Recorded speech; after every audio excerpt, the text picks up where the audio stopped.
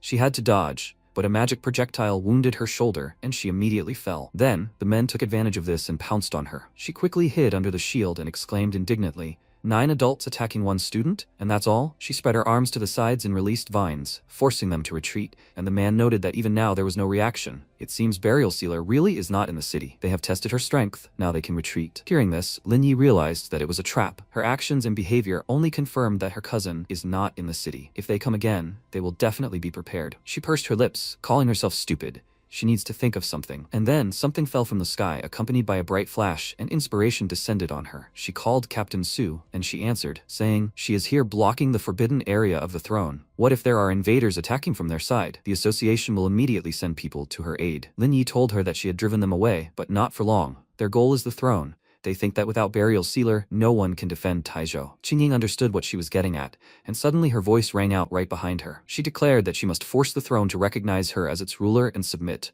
She had no other choice. Seeing her determined face, Qingying became agitated and immediately rushed to embrace her, exclaiming, "She's gone crazy." The metal element is known for its danger. What this throne represents is 100 times more dangerous than any anomaly she's encountered. Besides, her element is wood. She has no advantage against metal. She can't risk her life needlessly. The commander of the destroyer squad ran up to them, bearing bad news. Underground and neutral forces beyond the control of the association and the military, even registered pioneers, were all heading for Taizhou right now. They thought Burial Sealer was already dead, no longer caring about the association or the military, and had decided to compete fairly for the throne, risking their lives to become the new ruler of the Xia country.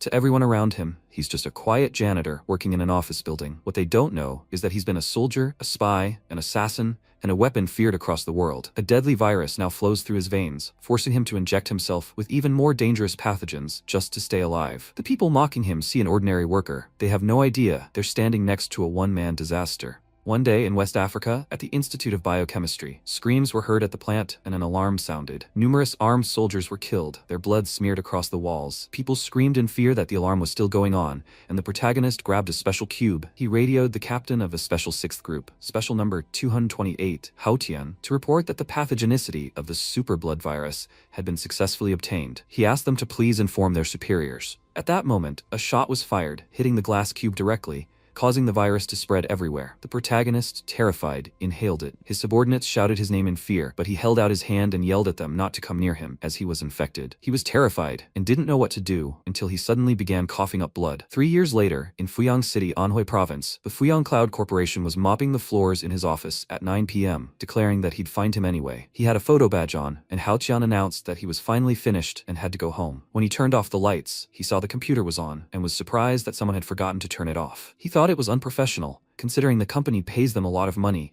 and they don't know how to count it. Electricity is so expensive these days. He went to the computer and saw an explicit video there, which made him start screaming in horror. Damn it.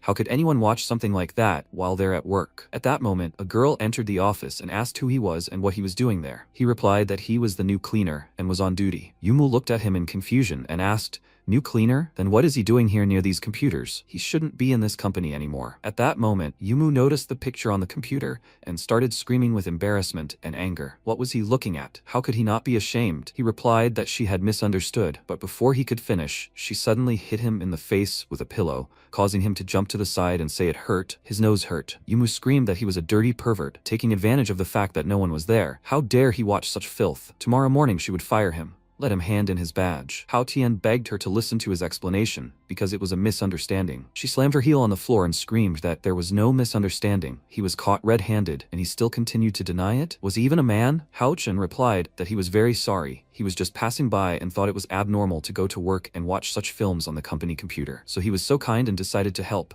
But it all backfired. He suddenly wondered why she became so agitated when she saw him. Was that really her computer? Yumu started screaming in anger at him for talking nonsense and wanted to stomp her foot on the ground again. But Hao Tian grabbed her leg and said, "Beauty." He didn't care if it was her, but insulting someone without even understanding the situation. Isn't that low? Yumu thought it was impossible. She had trained in martial arts since childhood. How did he manage to avoid her blow at such close range? At that moment, she cried out in pain and fell right onto the computer desk, causing him to exclaim, "No." Hao Chan replied that it was a great pose and that there was something to it, causing Yumu to scream in embarrassment. "Pervert, what are you up to?" Hao Chan asked again. "Pervert?" He saw that she was addicted to insults. It seemed he needed to show her what a real pervert looked like. Yumu didn't understand what he wanted to do and yelled at him not to even think about it, but he attacked her anyway, and she cried out in fear. A moment later, he picked up a pen and said, "Okay, it's done." Yumu yelled at him to just wait. "He'll pay for everything he's done." She sobbed and screamed at him with tears in her eyes, causing Haotian to ask again, "Will he pay?" "Of course, but if this photo were posted on the company forum, she'd become very famous." He showed her an angry photo with words drawn on her cheeks, and told her to remember, girl, that she was the one who attacked him first,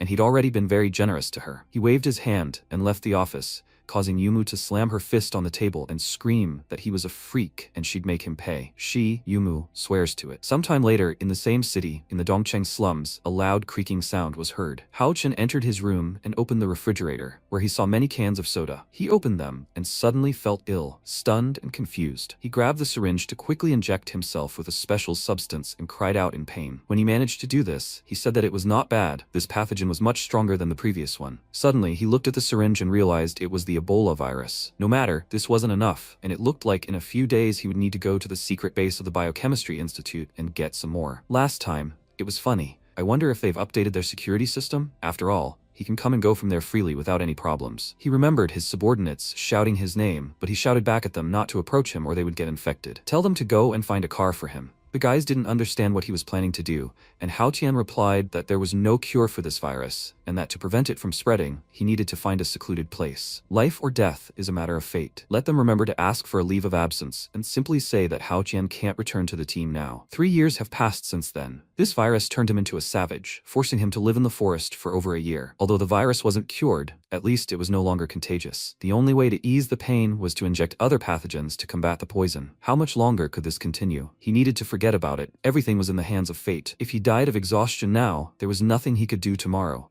and it was time for him to go to bed. When he lay down on the bed, he suddenly opened his frightened, intensely tense eyes. He didn't understand why it hadn't worked. They were viruses. How could they be useful? Had this virus mutated? Everything around him shone with a bright light, and the protagonist didn't understand what was happening. The next morning, he woke up on the floor next to his bed, breathing heavily. A profuse stream of drool flowed from his mouth, and beads of cold sweat were visible on his face. When he opened his eyes, he was surprised he wasn't dead. And looking at his chest, he couldn't figure out what the sign was. Was it a virus? Hao Tian reasoned it was like a hallucination. All these things around him could only be seen through a microscope. No matter how good his eyesight, he definitely couldn't see this. Wait, something was wrong. He'd never seen these viruses in person. Could it be possible? But before he could fully consider this thought, he stretched out his hand and grabbed the virus that was enveloping it. He started screaming. Could he really see all the viruses he'd injected himself with over the past 2 years? The protagonist laughed, because this ability was too useful. It seemed he could shamelessly absorb microorganisms and bacteria for his own needs, and he needed to try it with something. He grabbed a stick, thinking it would do. He'd try using the bacteria to corrode the steel, and a moment later, it worked. This ability is simply merciless, but it requires a lot of physical effort. He turned his attention to the side and realized a virus he hadn't seen before had appeared. He needed to take a closer look. What was it? Hao Qian had studied a new type of virus. It seemed to be able to develop its abilities by absorbing various microorganisms. Hao Qian grinned and realized how amazing it was. He had not only survived the disaster but had even become even stronger. He began to laugh loudly, but suddenly became extremely tired. It seemed he had expended too much energy,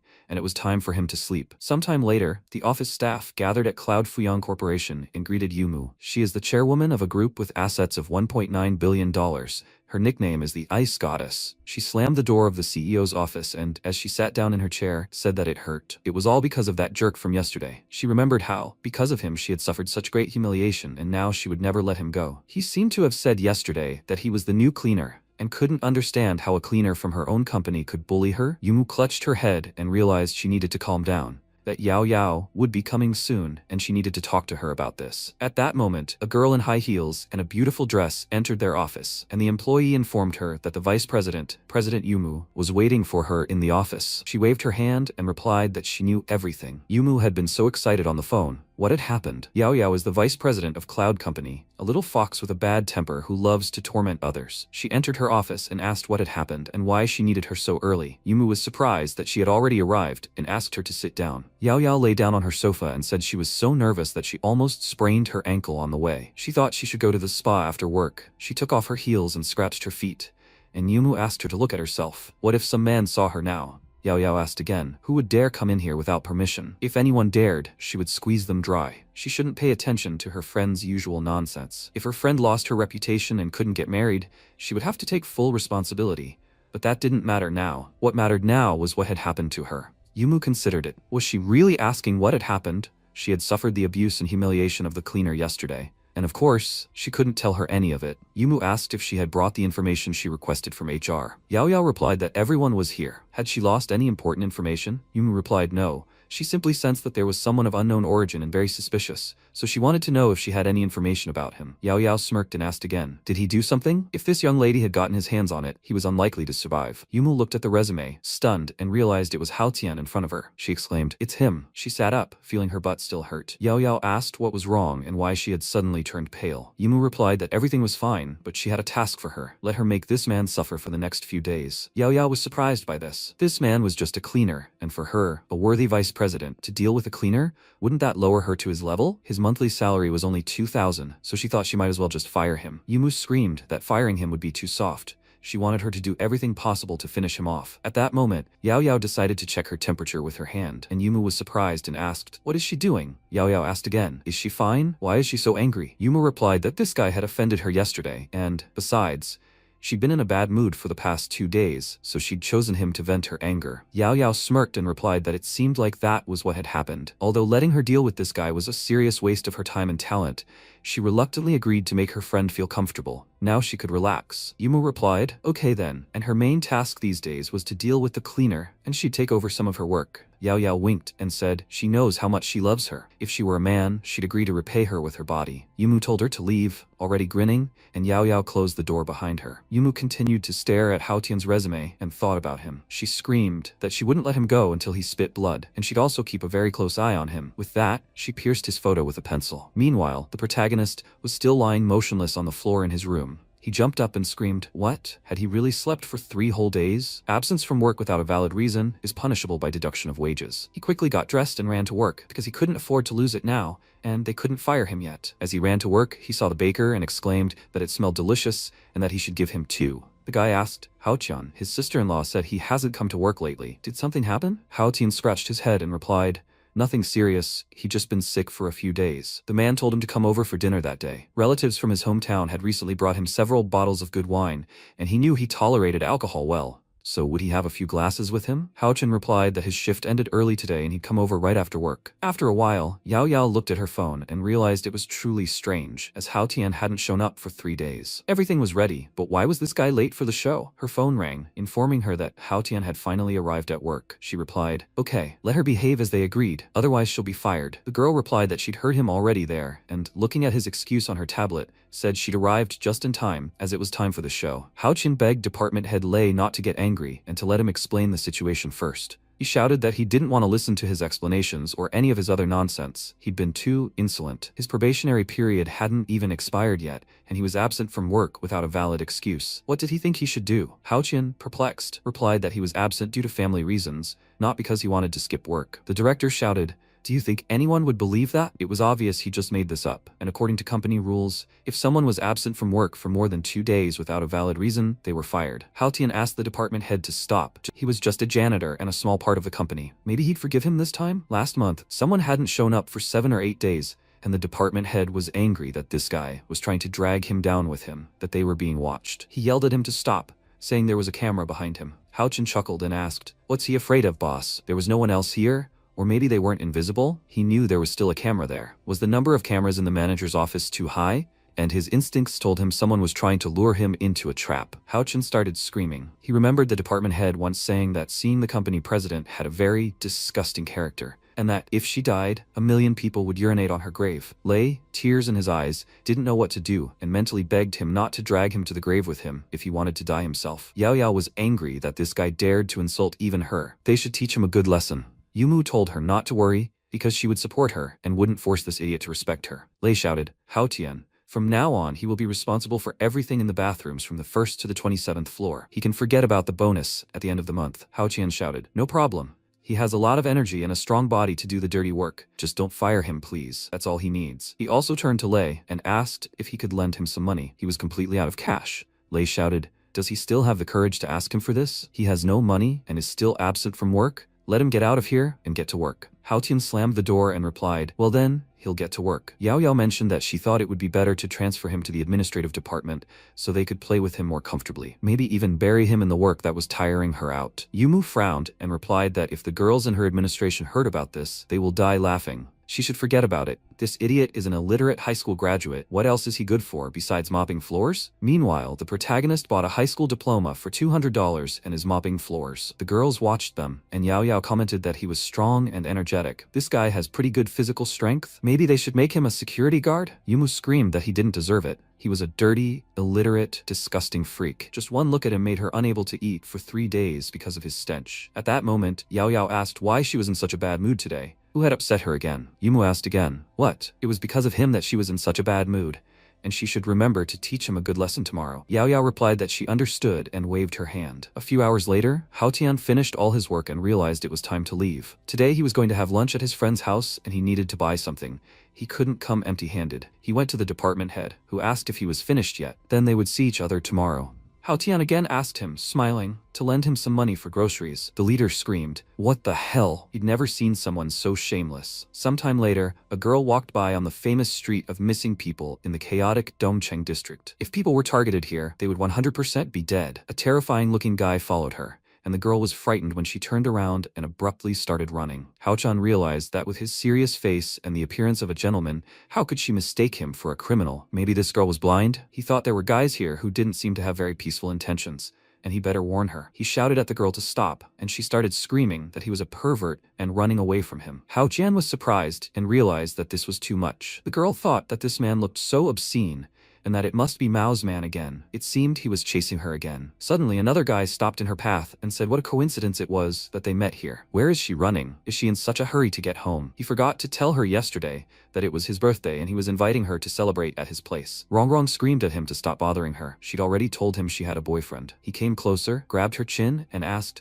"So she's rushing off to a date?" Everyone here knew him, and that he never lets his prey go. How about she come with him for a few nights, and then he'll let her go? Rongrong begged him to leave her alone, or she'd call the police. Mao replied that if she dared call the police, he would not only kill her, but also make her entire family suffer. Besides, many people who come to this street are still missing, and she could also accidentally get lost here. At that moment, the protagonist hit the guy in the head with an apple, throwing him aside. The girl turned around questioningly, tears in her eyes, not understanding what was happening. Hao Tian stood nearby with a bag of the same apples and said he was very sorry he bought it as a gift. Could he return it? His friend ran up to Mao, started to pick him up, and asked if he was okay. He replied that in their day, there were still people who thought they could be heroes. How dare he attack him from behind? Did he want to die? Hao Tian replied that he wasn't someone who sought justice, so he only came to see if he could make a profit. Rongrong wondered if this was the pervert who had just stalked her. Did he also want to hurt her? Mao grinned and replied that he was one of them, so what would he share with him when he was done? He offered to help him stuff the girl into the car. Hao Tian screamed, wondering what the hell he was going to do to this girl. The two men were stunned,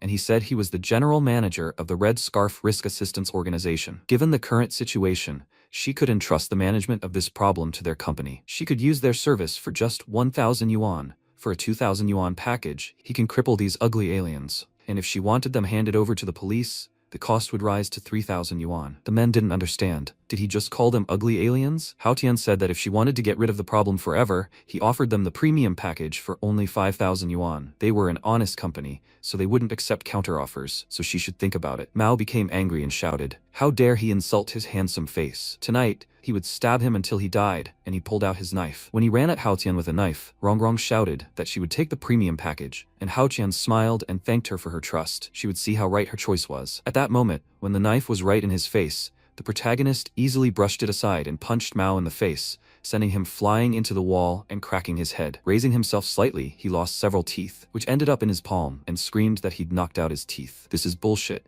No one in this area had ever been subjected to such humiliation," Hao Tian asked with a smirk. "Really?" After that, he kicked the guy in the face even harder and screamed that this was his first time. At that moment, his friend grabbed the knife and began attacking Rongrong, shouting that it was all her fault, that he would finish her off right now. But suddenly, he was captured by Hao Tian's forces, and before he could even think about it, it happened. Hao Tian began to strangle him, and the guy screamed in pain and a moment later fell to the ground, exhausted. Rongrong was surprised. Who was this guy? He was too strong. Hao Tian kicked Mao in the back again and said the mission was successful. If she didn't want to see those two ugly aliens again, she could order a diamond package. He could get rid of them, and even the police wouldn't find a trace of them. She replied that she didn't need it and that she thought he really could do what he said. Rongrong thanked him, saying he was a good man and would be blessed for his good deeds. Hao Tian replied that he didn't need her blessings, and he needed money. She said she didn't have enough money in her wallet, only 300 yuan. Hao Tian asked if she was that poor. She replied that she had just started working, so she didn't have much money, and she would give him the rest later, she swears. Hao Tian replied that she could pay the remaining 4,700 yuan in installments,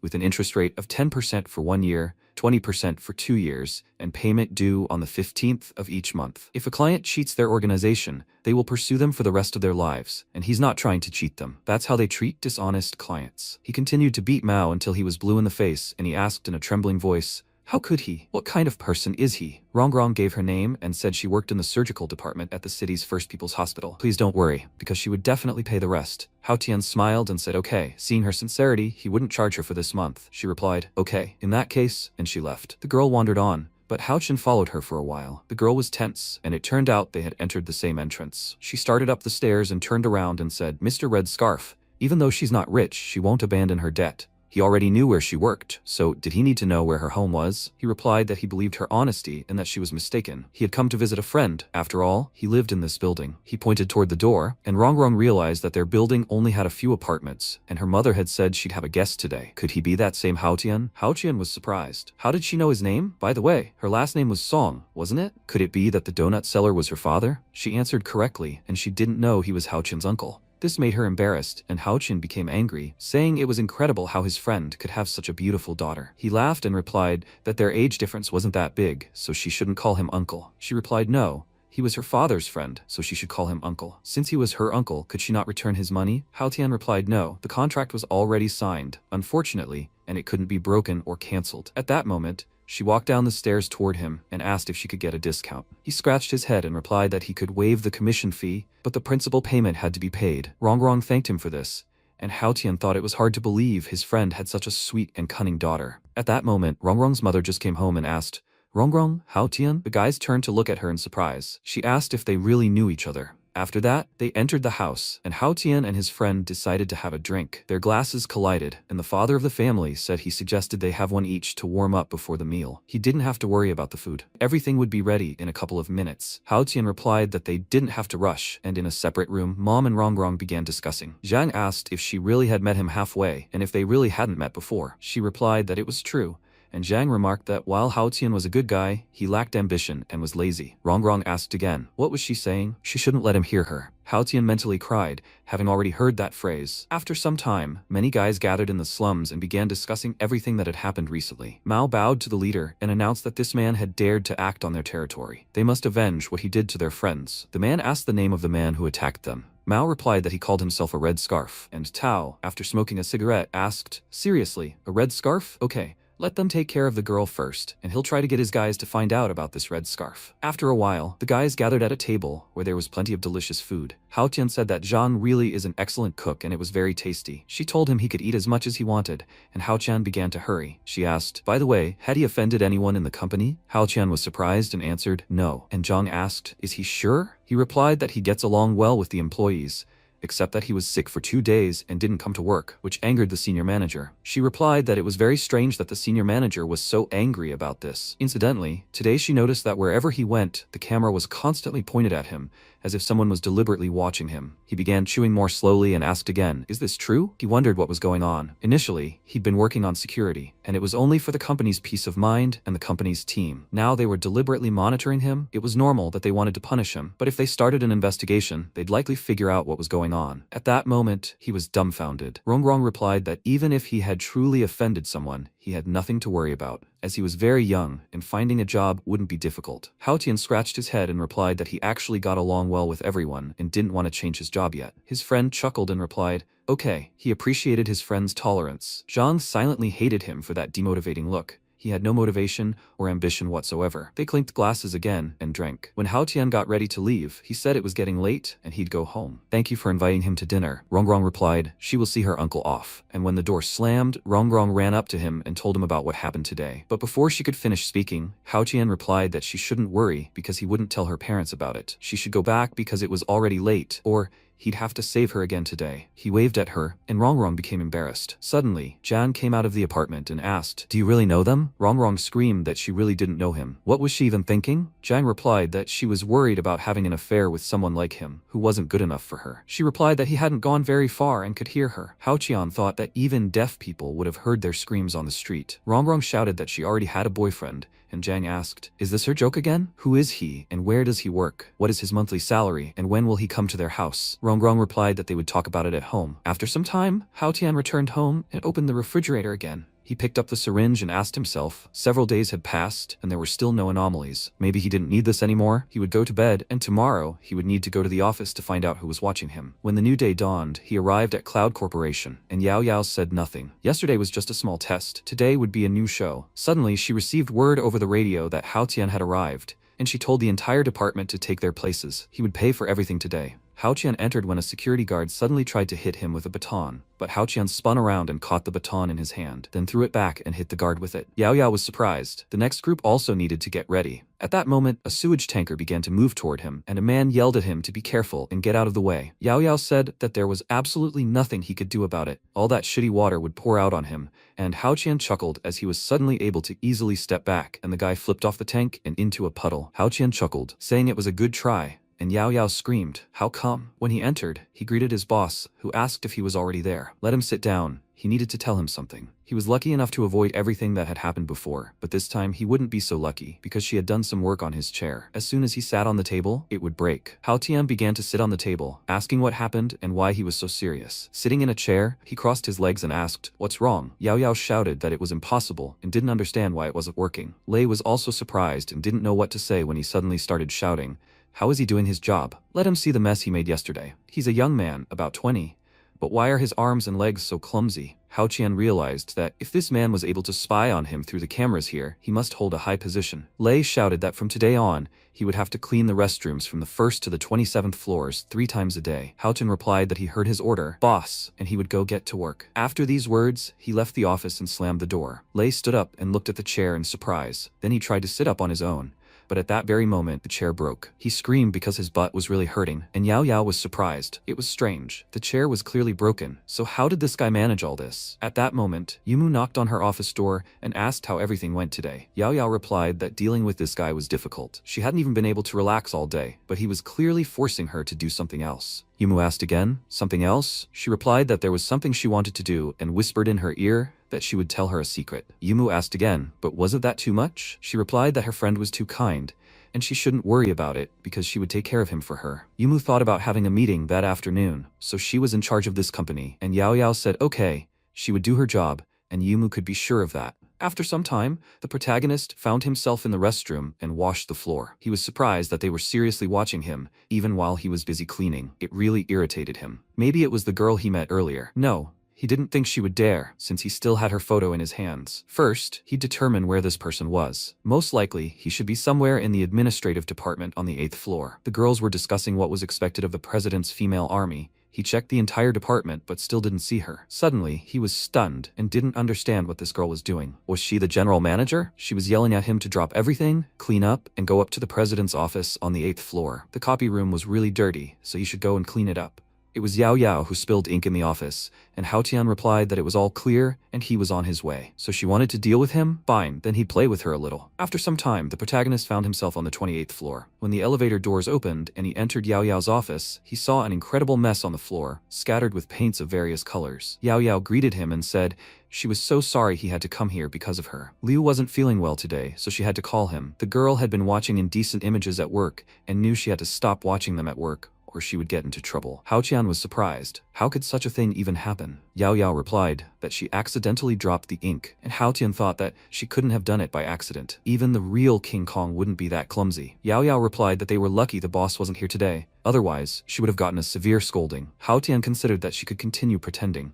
He already knew it was her. During his life, he met many different people who wanted to deceive him and even kill him, but none of them succeeded, and they themselves went to hell. He said he could handle this mess in a few minutes, but next time please let her be more careful. Yaoyao was surprised he didn't even glance at her. Was he completely uninterested? There wasn't a single man who wouldn't like her. What was wrong with this guy? Or had her charm diminished with age? That couldn't be right. She was just as beautiful. Couldn't she charm him? She couldn't believe it. Yaoyao smiled and said, "Okay, thank you very much." Hao Qian thought, wow, how happy she was to be putting a spoke in his wheel. She grabbed his badge and said that it turned out his name was Hao Tian. What a coincidence. Her younger brother had the same name, and he wasn't as tall as he was. Hao Qian said the buttons on her collar looked like they were about to fall off, and she became embarrassed and started screaming. Where is he looking? He's so bad. Hao Qian thought her acting was too bad, and he didn't believe her. She was still too young and inexperienced to fight him. Yaoyao was angry and couldn't understand how he dared look at her delicate skin. She wanted to finish him off right now. 10 minutes later, she entered the office, and Hao Qian said that everything was ready and that she could see if anything needed cleaning. Yaoyao replied that he was doing such a good job and that it was super clean, and Hao Tian said that if everything was here, he would leave. Yaoyao told him to stop because it had been a hard day for him because of her mistake. She made tea for him, and he could drink it and rest before leaving. Hao Tian replied that everything was fine. He wasn't tired and didn't want to drink right now. There must be something wrong with this tea. After all, she'd been pretending for so long just to give it to him. Yaoyao thought that since he was not only rude but also very vulgar, she'd increase the dose for him, and if he didn't drink it, all that work would be for nothing. She said she'd never offered tea to anyone before, and had never treated anyone to this. It was so hard for her to have tea, but he didn't drink it. He was so mean. Let him not be such a bore. Hao Qian replied, "Okay, he'll drink it all, and now they'll see what all this show was about." She laughed, thinking about how he could drink it and feel all the pain in his ass. Hao Qian brought the glass to his face and realized it was a laxative. He grinned, saying that even a supervirus couldn't do anything to him, so what would a small dose of laxative do to him? Yaoyao grinned, and Hao Qian said thank you. It's very refreshing. She realized it had worked, and Hao Qian thought that now that she'd made her move, she shouldn't accuse him of becoming a wolf. If he didn't resist, he wouldn't be able to live up to her high expectations, and as the saying goes, he'd do to her what she did to him. Let her feel the pain in her stomach. At that moment, he grabbed his head, and Yaoyao screamed, "What happened?" He creaked so suddenly, startling her. He replied that he'd remembered something and wanted to hear her opinion, and she asked again, "What?" Yaoyao was frightened, and didn't understand what this guy wanted, and he mentioned that it seemed one of the girls from their 8th floor had taken offense at him, which startled Yaoyao. Hao Qian said that in the last 2 days, he'd noticed that wherever he went, the camera was constantly pointed at him. To interrupt this, someone from the president's administrative department on the 8th floor, where only girls were, would be needed. Yaoyao realized that this guy had figured everything out quickly and was quite perceptive. Even if someone was watching him, it didn't mean they were interested in him, and Hao Tian replied that he'd thought so at first. After all, he was just a small janitor, and his position in the company wasn't that important. So why would anyone keep an eye on him unless he'd offended anyone? Yaoyao asked. He's such a good person. How could he offend anyone? Hao Tian confirmed this and said, does that mean she also thinks he's a kind, good person? And since he hadn't offended anyone, it means someone had caught his eye. But when he thought about it, it became a little creepy. He was just a janitor, with no money or talent, and the woman spying on him, he believed, was not fully developed. He was sure she had the body of a pig and her personality probably left much to be desired. He was also sure that she was destined to be alone. He didn't know if he could handle her on his own, but if he couldn't, he hoped she would help him. He put his hand on Yaoyao's shoulder and thanked her for listening to his problem. He thought it was time to get back to work. When he left the office, Yaoyao realized he was a good man, but now they'd see if he was still calm in 3 hours. After a while, Hao Qian thought about how the golden diarrhea virus usually takes effect no later than 3 hours. It was a shame he wouldn't be able to look at a beautiful woman in distress. At that moment, a car with Yaoyao at the wheel pulled up and said what a coincidence. She didn't expect to see him after work. He was surprised because he wondered what else she had planned. Yaoyao said that if he hadn't helped her out that afternoon, her boss would have scolded her, so she should thank him. Let them go, and she'd treat him to dinner. Hao Tian opened the door and replied with a smile that he didn't think it was worth it. If Yaoyao didn't understand, then why was he even bothering to come here? He got into the car and buckled up, asking where they were going to eat. Yaoyao replied that it would be a very nice place and pressed the gas pedal, saying that he would see it when they got there. As they were driving, Hao Tian looked around and asked if they were leaving the city. But hadn't she said they were going to eat? Or were they going to eat in the countryside? Yaoyao asked again. He thought she was going to eat with him, right? There was a restaurant near the city, and they said it was delicious, so she decided to try it too. Hao Qian replied with a smile that he was looking forward to it, and wondered if she wanted to take him to a place with no toilets and watch him make a fool of himself. Unfortunately, she was about to get a taste of her own medicine. She thought that the action was about to begin, with 5 seconds left until the end. Silence fell between them, and she didn't understand why nothing was happening. Is it because the pills had expired? Suddenly, she felt something wrong and her stomach hurt. She grabbed her stomach and realized that she was in great pain. She hadn't eaten anything for half a day and didn't understand how this could have happened. Because of this, Yao Yao stopped abruptly, grabbed some napkins, and ran into the forest. Hao Tian asked, "Where is she going? He didn't see a restaurant here." Yao Yao climbed over the fence and screamed, "What the hell is a restaurant? Let him stay in the car." She continued running in terror, and Hao Tian asked why she went into the bushes. It wasn't safe. She screamed at him to wait here and not to follow her. She was in a hurry. Hao Tian replied that she could have just told him directly that she needed to go to the toilet. Otherwise, he would have thought she had some kind of crazy fetish. Yao Yao screamed angrily, "What is he, an idiot? What does he think she's going to do with a piece of paper? She needs to go a little further." She started taking off her panties, and Hao Tian yelled that there might be snakes there and that if she was in danger, she should call him. She got scared and screamed that there weren't any there. He was just joking. She replied that he was a freak. How dare he mock her? She would finish him off a little later. At that moment, she suddenly felt nauseous and vomited. Her hands were shaking, and she didn't understand what was wrong with her. She felt very ill. Hao Tian, who was standing near the car, also didn't understand why she was gone for so long. Maybe something had happened to her? A minor case of diarrhea couldn't kill a person, right? Suddenly, she came out clutching her stomach and told him to call an ambulance and help her. She blushed and felt very ill, when suddenly she tripped over a stone and fell right into his arms. Hao Tian was scared. Why was she bleeding? What should he do? Should he call an ambulance or try to deal with the virus himself? He's afraid there aren't enough hospitals in the world that can cure her. She has little time left, and he needs to sort this out as quickly as possible. He laid her on the ground and placed his hand on her chest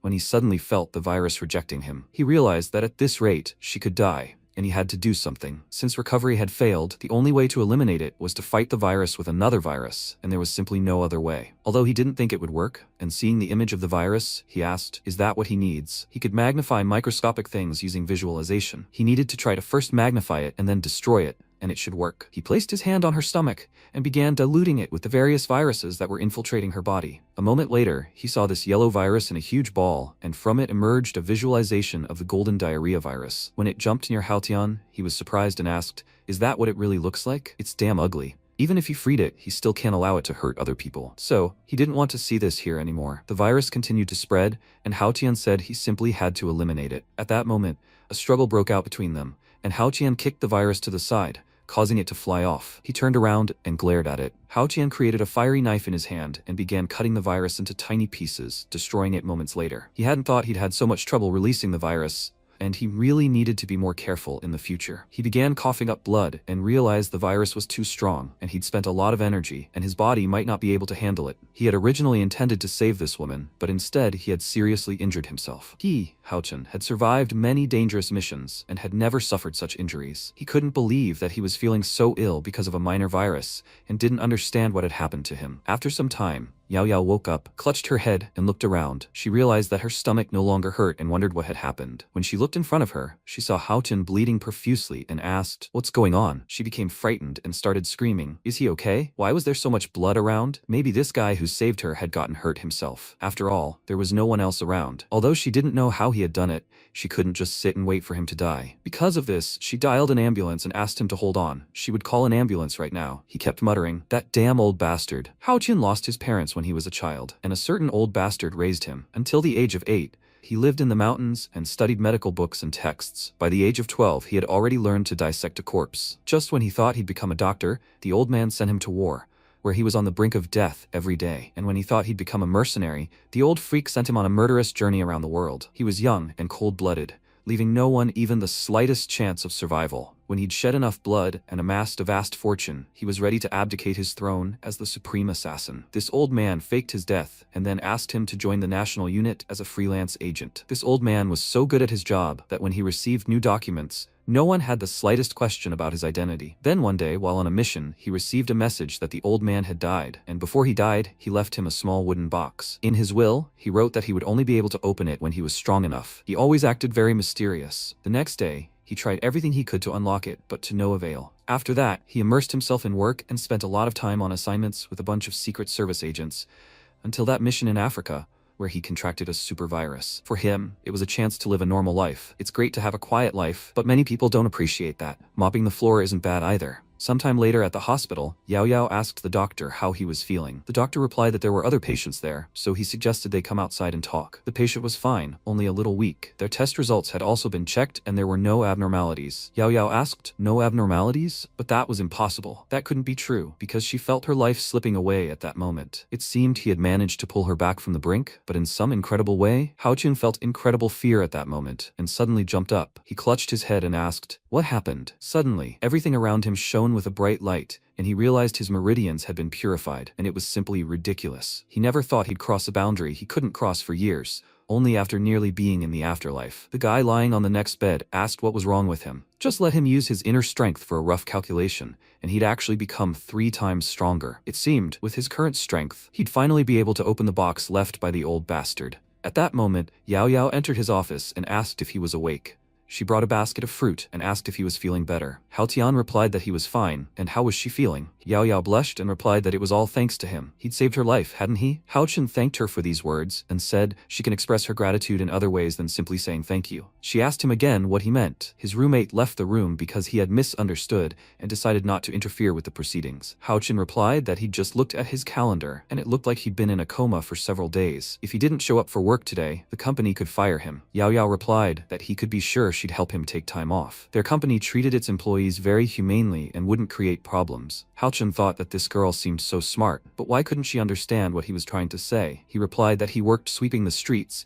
and wasn't rich, so it would be difficult for him to pay the hospital bill. Yaoyao replied that she'd already paid for his treatment in full, so he shouldn't worry about it anymore and would recover more quickly. As for the money for the days he missed, she would fully compensate him for his lost wages. Hao Chen replied that she should have said this sooner. He'd been so worried about it for half a day. At that moment, he cleared his throat and suggested they talk about how much his help had cost that day. Yaoyao asked again, how much had his help cost? Hao Qian replied that he thought she understood the whole situation, because if he hadn't saved her with his ancestral medical skills, she would have died by now. He almost lost his life because of that, and that's what he meant. Of course, he wouldn't ask for a lot of money. Yaoyao became angry, because of course she was grateful, but wasn't he being overconfident? Hao Qian asked her to just give him that much, and she asked again, 1,000? Hao Qian was surprised and asked, how could she say that? 1,000 wouldn't even be enough to pay the medical bill these days, and she asked again, 10,000 then? Is that enough? Hao Chen replied, darling, is her life worth 10,000? She started screaming, is that not enough? He wants 100? Hao Chen replied, yes. After all, she was from the president's office. For her, this should be a drop in the ocean, right? Yao Yao got angry and replied that although 100,000 wasn't much for her, they still had one more issue to resolve before giving it to him. He should know that she is a very decent and innocent girl. That day, she was in a coma and completely helpless. After all, he was a man, and he asked her to stop because he wasn't that kind of person,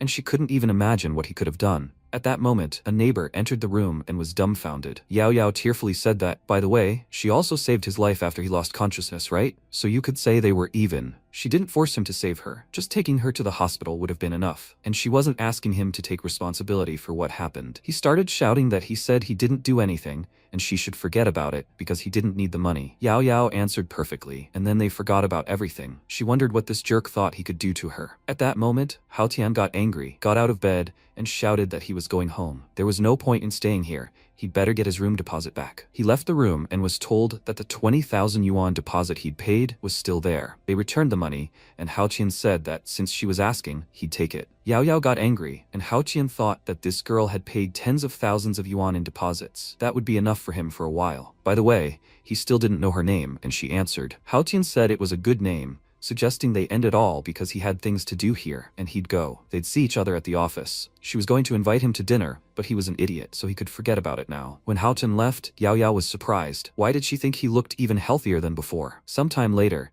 in the eastern district of the city's slums, Hao Chen was shouting, "Where is it? Why can't he find it?" Hao Chen replied that the old bastard must have left something good behind. He should carefully examine everything inside. He begged the box to open and show him what that damn old man had hidden there. As he rubbed the box, he began to shout, "What? Why is this?" He slammed the box to the floor and screamed that even in death, he was mocking him. He climbed into his refrigerator again and screamed that he was so angry at that old bastard. He knew he was unreliable. He was so happy, but it turned out it was all in vain. Suddenly, the old man appeared behind him and said, Little bastard, they haven't seen each other for a long time. He turned around and didn't understand. Old bastard? The man said that by the time he saw this video, he was sure he would no longer be alive. He knew he must be cursing him right now, but he didn't care, so he could continue. Hao Tian realized the damned old man was about to play some game of his own again. The fact that he could see him meant his power had reached the point of meridian refinement, which was both good and bad. As his beloved disciple, he should know a few things. In fact, he didn't die because his time had come. He died from a serious injury during a martial arts competition. Hao Qian was very surprised by this, and the old man continued to explain that he was actually the head of the Tianjiang Palace of the ancient sect. They had an irreconcilable class conflict with another section, the Flying Feathers sect, and every 30 years, both sides compete in a sect competition. But without a doubt, the Flying Feathers would have an overwhelming advantage this time, and would be hard-pressed to win. Previously, anyone who was a Flying Feathers leader wouldn't have stood a chance, but now things are different. This is all because in the 63rd generation of the palace, there are actually only 3 disciples, and he, Hao Tian, is the only member of the palace in the 64th generation. He cried out, "Is he now the only disciple?" Was he joking? The old man kept saying that the ancient book in this box was a school and a subjugation of heaven, and he must practice well to take revenge and restore the sect's reputation. Hao Tian shouted that he knew the old man had always been hiding something from him. Wasn't this just another way to send him to his death? The old man replied, of course, he knew his boy well, so to prevent an accident, he poisoned him. If he didn't study the 9 heavenly star subjugation to cleanse his veins of poison, he wouldn't live more than 10 years. He was angry that this damn old bastard had done such a thing. This book is called the 9 heavens and stars subjugation. If he persistently cultivated to reach the 2nd level, not only would the resistance villages rise, but he would also reach a new realm. If he was right, he should be cursing him now, but he should accept it. After all, he really did choose him as his successor. Hao Tun burst out laughing, feeling incredibly unlucky. When he arrived home, he asked if it was possible that the supervirus could somehow coexist with this poison. The only question was how long it would last. He can't deal with the supervirus itself right now, and last time he barely had enough to fight a small diarrhea virus. It seems like he's destined for nothing in the lives of ordinary people, like an old man. Although the old freak isn't trustworthy, the book will prove quite useful. It says there are 6 layers, and also says that even geniuses of the previous generation couldn't break through to the 3rd layer. Hao Qian thinks this secret technique is truly difficult to cultivate. The 9 heavens technique is divided into 2 parts, Yu and Chen. Yu focuses on the use of elixirs and acupuncture,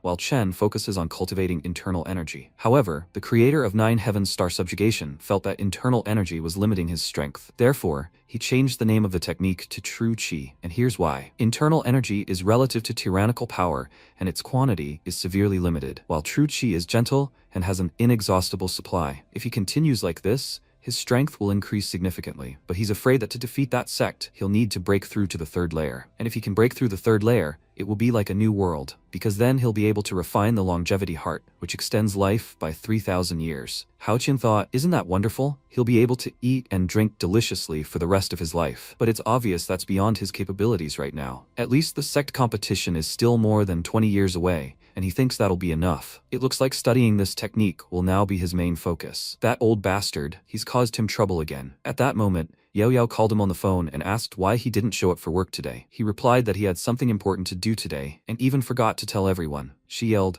I'll take the day off for him, and he should try not to do that again. Hao Tian apologized and would try to make amends, and as a token of gratitude for her help, he was inviting her to dinner tomorrow night. She asked again, was he inviting her on a date? He replied something like that and asked why the hell he'd invited her to dinner. If she ate some Western food and then drank a bottle of 200-year-old Lafitte, his strategic reserve of 20,000 yuan would simply disappear. She suggested they talk about it tomorrow. Men who also wanted to invite her to dinner were already lining up 2 blocks away. If she said yes to him now, wouldn't it be unfair to everyone else? He replied that he thought she was absolutely right. Someone with an immoral mindset like him should be decisively rejected, without fail. But no matter, for the sake of his sincere love, she thought. By the way, she hadn't been to the Champs-Élysées for a long time and really missed Lafitte. He shouted, Lafitte? He didn't think that alone would be enough for her. Hao Tian screamed that this was bad. What would happen to his money? At that moment, he became very scared and called someone, asking if he really wanted to pay him back. They answered, hello, was that Red Scarf? Hao Tian screamed, what the hell is Red Scarf? Is he sick? What kind of man is this? Shouldn't it have been Wrong? The guy started to complain that he said his name wasn't Red Scarf, Was she trying to deceive him? Hao Chen said it looked like she was trying to scam him out of his money, and he hung up. At that moment, the guy shouted at him to listen, because his girlfriend was with him, and let her say hello. Rongrong told him not to come around these places and that he should call the police. Tao screamed at him to shut up, because he was the one talking. Hao Chen asked what he wanted. Tao replied that he was giving him 30 minutes to get to the location, the address of which he would send on his phone. If he decided to bring the cops, he would kill her. Hao Tian replied that he understood everything, then let him wait for him. Tao replied that he would be waiting for him very much, and Hao Tian became angry because of this. Tao threw the phone at Mao and said that a guest would soon be visiting them, and they should prepare. There were many guys there with all sorts of clubs, ready to make mincemeat out of him. Rongrong was scared for Hao Qian and thought that he shouldn't come here. Hao Qian got in the car and drove towards them. When Mao approached Rongrong, he said that she was a little fool, and this time everything would be finished with her. When they were finished with that freak, he would make her want to die. His friend asked, "Can they handle him?" Mao hit him with his crutch and screamed, "What, is he afraid?" With Tao supporting them, is there anyone in the city who can defeat them? Tao said, "Stop bragging. There are people above others, and there are those even above them." He also had someone to fear in the city. He approached Rongrong and said, "Little girl, he's not the kind of person who doesn't care about insults. If Red Scarf comes, he won't bother her." Mao shouted, "No, it was because of her that they became colleagues, so he wouldn't be happy until he tortured her to death." Tao thought, "Do you deserve to have fun with such a good girl?" He turned to Rongrong and thought that to have fun with her, you'd have to be as heroic as he was. They were all different. The one who beat him was Red Scarf, and as for the lady, she had nothing to do with him. Mao wondered what was going on. If she had nothing to do with it, then who was he? Was he a freak who just wanted to play with a woman? Tao said he was very sorry she had to go through all this, but he had no other choice, so he hoped she could understand. Rongrong looked at him questioningly and said nothing. He forgot to introduce himself and gave his full name. She could call him a friend. Her friend's words carried a certain weight in the city, and he regretted the offense he'd caused and of course, would make amends in the future. Mao was surprised. Would he make amends? Of course. Rongrong said, "Tao, there's no need to go that far. She'll pay him later." He touched her chin and asked how much the favor cost. He was afraid it wouldn't be enough, wasn't he? Rongrong, it's not that he doesn't want to show her face. The country has its own laws and the family has its own rules. He could spare Hao Chen's life, but he'd still have to give him an explanation. At that moment, he slapped her in the face, and Rongrong screamed that he would get what he deserved. Tao replied that she couldn't survive alone in the jungle, and would understand his character after being with him for a long time. Mao was surprised that he decided to pretend to be kind,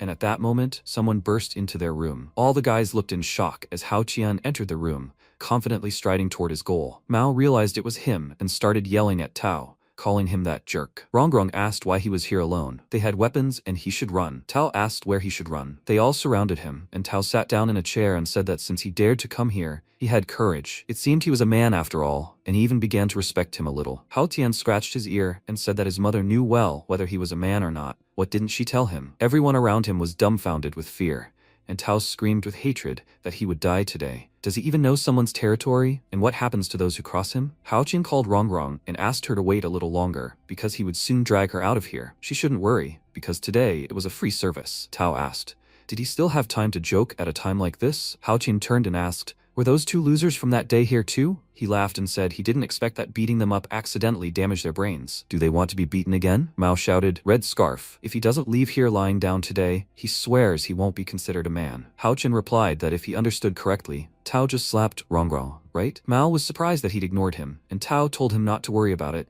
and to think about not getting slapped himself. Hao Qin realized it was him after all, and after stretching his neck, said he genuinely couldn't understand how such trash could gain a foothold in the city. Could they really be called a criminal underworld? Compared to the Japanese Yakuza and the Italian Mafia, their equipment and capabilities were far inferior. Tao couldn't understand why they were doing this to this guy. How was it that he wasn't the least bit afraid in the face of this fight? It seemed like he was just a poor, sullen kid with no one to stand up for him. This caused one of the guys to swing his club and start screaming. But Hao Tian easily parried the attack with a sharp turn and hit the same guy in the nose, sending him flying and bleeding. Mao asked, what just happened? Tao jumped up and asked, so he's a fighter? He'd underestimated him then. He got angry and shouted at everyone to move forward, not hold back, and fight to the death. Mao went crazy and shouted, what's wrong with Tao? Red Scarf. This time he'll bleed all over his body, and when that happens, he'll use the red scarf as a gallows. At that moment, Hao Tian was expecting an attack when he suddenly raised his hand and began sweeping the guys away one after another, easily destroying each attacker. He fought so dexterously and quickly that no one had time to react,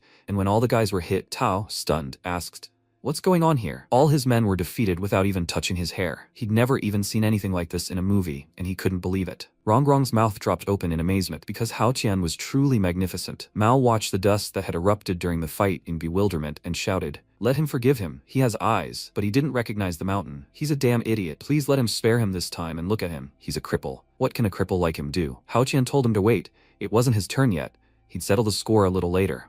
Mao fell to his knees before him and began banging his head on the floor, begging for his forgiveness. If he let him go today, from now on, he would do whatever he ordered. He would treat Ronrong like his own sister only if he ordered it. The guy burst into tears and said that this time he really didn't do anything, that he had nothing to do with it at all. Tao admitted that Hao Tian was really something, and he thought, the bald guy seems to have some sense too, since after seeing what happened, he decided to stay. The bald guy approached him and said that he had been in this business for so many years, but this was the first time he had encountered such a difficult opponent. But as the saying goes, even the most skilled martial artist is afraid. MC noticed how he was hiding his hand behind his back and said that if he was going to draw a gun, he should do it now. What's the point of talking about this? The man was surprised. Did he think he was bluffing? He pulled out a gun and said with a smirk that it was a real gun, and then Mao immediately switched back to his side and laughed at Hao Tian, asking what was wrong with his head. He had never seen a gun before. He should hurry up and kneel right now and beg for forgiveness. Then maybe Brother Tao will have mercy and spare his dog's life. He accidentally touched the man with his hand, which caused him to angrily kick him and push him aside, after which he pointed the gun at him and exclaimed, "He still dares to brag here?" He was going to kill him now. The guy panicked and called himself an idiot for screwing up, and MC called out to the bald guy and asked if he was holding a Glock 17. He should just not tell him that he loaded it with domestic bullets. He wasn't afraid that the bullets might explode right in the barrel. The man thought, doesn't he even panic when he sees a gun? If he admits defeat here, he will be out of business. He pointed the gun at him again and ordered him to stop pretending to be brave. Will his fists outpace a bullet? He respects him as a man, so if he admits his mistakes and follows him from now on, he will guarantee him good food and hot drinks. However, if he decides to disregard his goodwill, he will leave his life here. He grinned and asked why he was still standing here. The man didn't understand what he meant, and he said, if he just shot, he would already be dead, but he is a weakling, so he is afraid to shoot. Because of this, the bald man got angry and exclaimed that he would kill him today, but then he easily snatched them from his hands, quickly turned it over, and already had the weapon in his hands. He pointed it at his head and said, his skills are just trash. Is this a toy? How much did he give for this trash? The man nervously told him he paid 50,000 for it, and then he hit him on the head, calling him an idiot. 50,000 for this gun? Is he blind? How could he not see that it was a fake? The pin is so crooked that it doesn't even fire. Because he hit him in the face, he fell to his knees, and then he took the gun apart and asked, did he pay 50,000 for this? Is he rich or just stupid? The man became very nervous and admitted his mistake, and Hao Tian said with a smirk, he shouldn't talk about it. It's better to show sincerity. Tao pulled a knife out of his pocket, stabbed himself in the leg, and asked if he was satisfied now. He picked his nose with his finger and told him that was not enough. Then the man gathered all his willpower and hit himself on the other leg. The MC calmly pulled a booger out of his nose and threw it on the floor, saying he still lacked sincerity. Then Tao began to beg him for forgiveness. He had an elderly grandmother and a young wife in his care. What would happen if he left them alone? He promised that if he offended either of them again, even if he fed him to the dogs, he wouldn't complain. He turned to Ronrong and said that he had been kind to her, protecting her from the gang members, so let her help him this time too. He was sincere. Pity awakened in her, and she told Hao Qian to just look at him. She thought he had already been punished enough. She was sure he wouldn't do anything bad in the future, so they could just forget about it. The MC decided to spare him for the sake of his grandmother and told the other guys they could go too. He turned to Tao, folded his fingers into a coin shape, and said, this is what he meant when he said he was insincere. The man became nervous and afraid that he would start blackmailing him again, and Hao Tian shed a tear, saying that he hadn't had time to eat, and on top of that, he spent a lot of money on a taxi, so he was so scared when he came here. His heart was pounding so hard. Tao couldn't argue with him and exclaimed through his tears that he was right. Moral compensation must be provided. Let him tell him the amount, and he would reimburse him. Then MC approached him and said with a smirk that he was a small spender, so he would ask for little. Let him give him only 1 million. He was indignant and thought, is this in his opinion a little? But he couldn't help it. He forced a smile and told him to just give him the card number, then he would transfer the money to him tomorrow. He patted him on the head, saying that he liked resourceful and smart people. After untying the girl, they were about to leave, but the bald man stopped him. He handed him his business card, saying that if he needed anything in the future, he could always call him. Hao Tian took it and called him a really smart man. He also gave him the keys to his car so that they could get home comfortably. If it weren't for his legs, he would have given them a ride himself. MC said he'd take it. If he could still drive in his condition, he would even consider him worthy of being called the first among the Fuyang underworld. They left the warehouse. He saw his car and remarked that this guy had taste. The car was not only luxurious, but also quite fast. While they were driving, Ronrong thanked him for his help. He said that she had already paid for the service. Today he was just doing after-sales service, so there was no need to thank him. Moreover, she is the daughter of Brother Song, and since they have such a close relationship, She doesn't need to be compensated for the car travel expenses either. She smiled and said, he just blackmailed Boss Tao for a whole 1 million.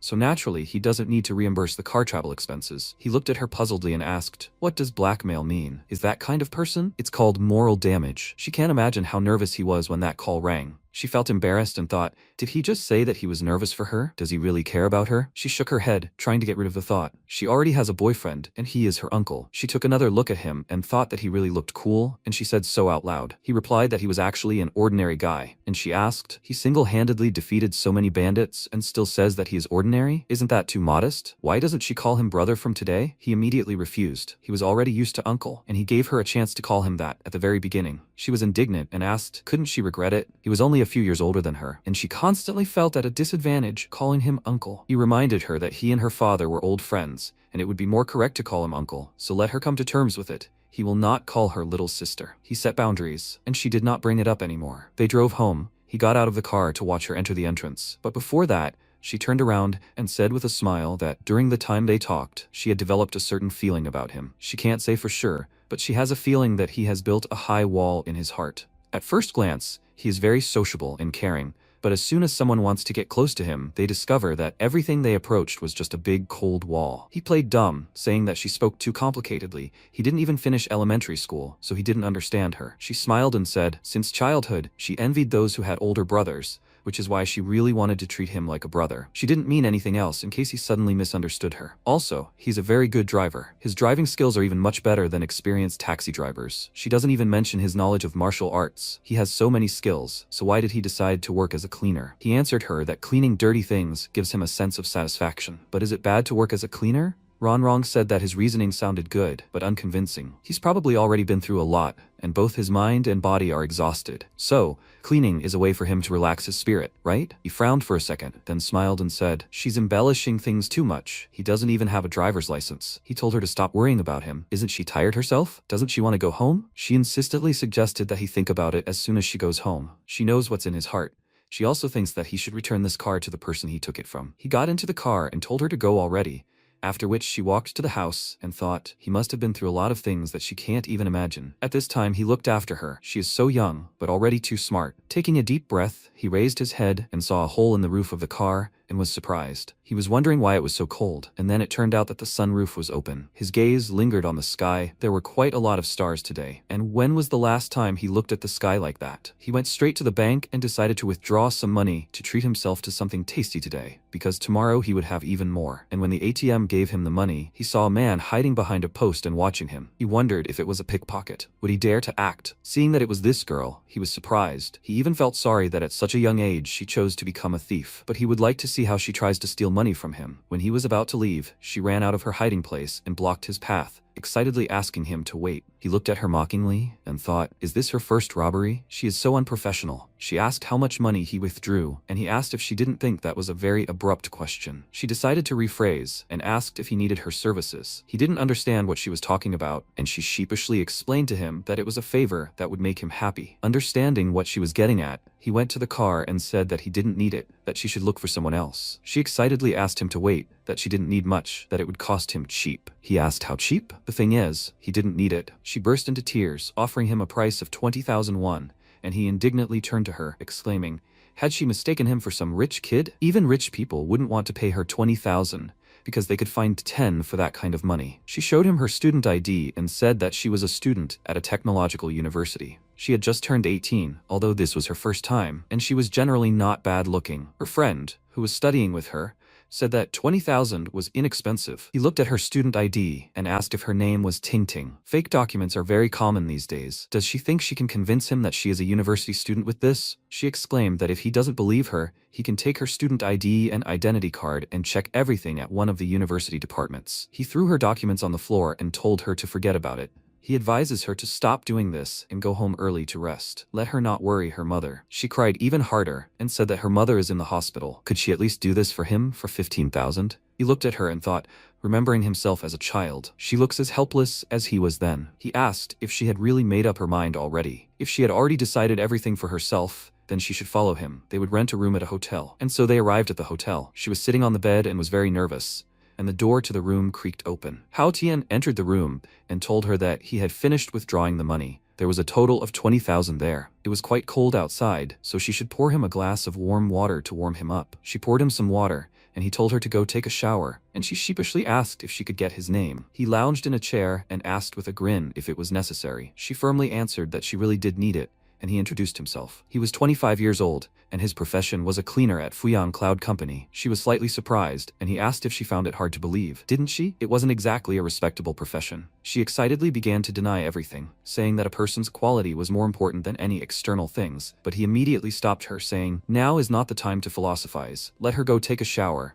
Then she will have time to think about whether it is worth doing." She walked awkwardly into the bathroom and asked if he minded if she closed the door. Did he? He told her to do as she wanted, after which she felt like he was different from other men. Usually they looked at her with eyes full of lust. But this guy didn't do that. It seemed he just wanted to help her. Now she wondered how much they paid cleaners per month. 20,000 is far from a small amount. Since this is how things turned out, she should play her role tonight. That way she wouldn't owe him anything. Having finished, she came out to him in just a towel. He looked at her sullenly, remembered his younger self, then clicked his tongue discontentedly and went to the exit, but not before covering her with a towel. She nervously turned to him and asked if he had changed his mind. He told her that he was not in the mood today, so he really had changed his mind. But he always kept his promises, so she wouldn't lose a cent of what she deserved. But let her tell him the reason first. Why did she decide to do this? She didn't want to tell him at first, since it had nothing to do with their deal. But since he was kind to her, she decided to share it with him. Her mother is seriously ill and needs an operation. If she can't raise the money by tomorrow morning, she will be in danger. He doesn't need to feel sorry for her. He paid her, so she can't let him lose. He asked if these 20,000 yuan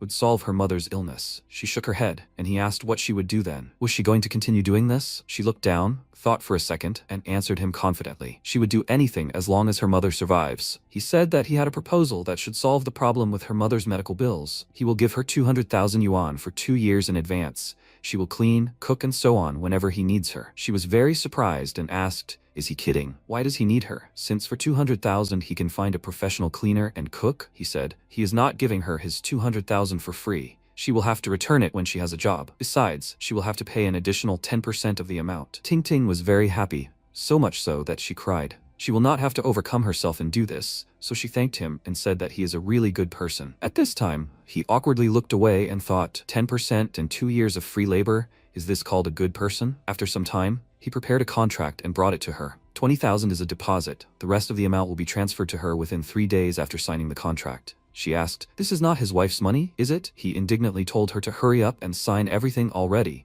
He was still waiting to go home and rest. She signed. He immediately snatched the document from her hands and said that he was leaving. And let her remember, she should not do stupid things anymore. Otherwise, her mother will be upset when she finds out about this. She suggested that he rest here, since it was too late, and he, with a glassy look, told her not to make a scene. If he can't control himself, then what will he become? He left, slammed the door loudly, and she was left alone. She sat on the bed, happily waved her legs, and told her mother that she met a good man today. At that time, he left the hotel. He can't believe that he voluntarily became a student's sponsor. If the old man found out about this, he would laugh at him. He decided to forget about it for a while. He had lost a lot of time, so he would have to train harder today. The next day he went to work. He didn't manage to get enough sleep, so he yawned all the time. Finally, the money Tao promised arrived in his account, plus an extra 500,000. He sent him a message. He had some more money, so he added an extra 500,000. MC wrote back to him and told him to stop talking nonsense. Yesterday, he left his car near the warehouse. He thought that in his entire life, he had never met such a generous person. This guy is not that stupid. He can be useful in the future. The elevator opened and he saw someone interesting. She got on the elevator and he said, "What a coincidence. They met again. How is she doing?" Yuma was very surprised by him, and then there was an awkward silence. He took out his phone and mockingly said that he forgot to post something on the forum. She indignantly told him not to even think about it,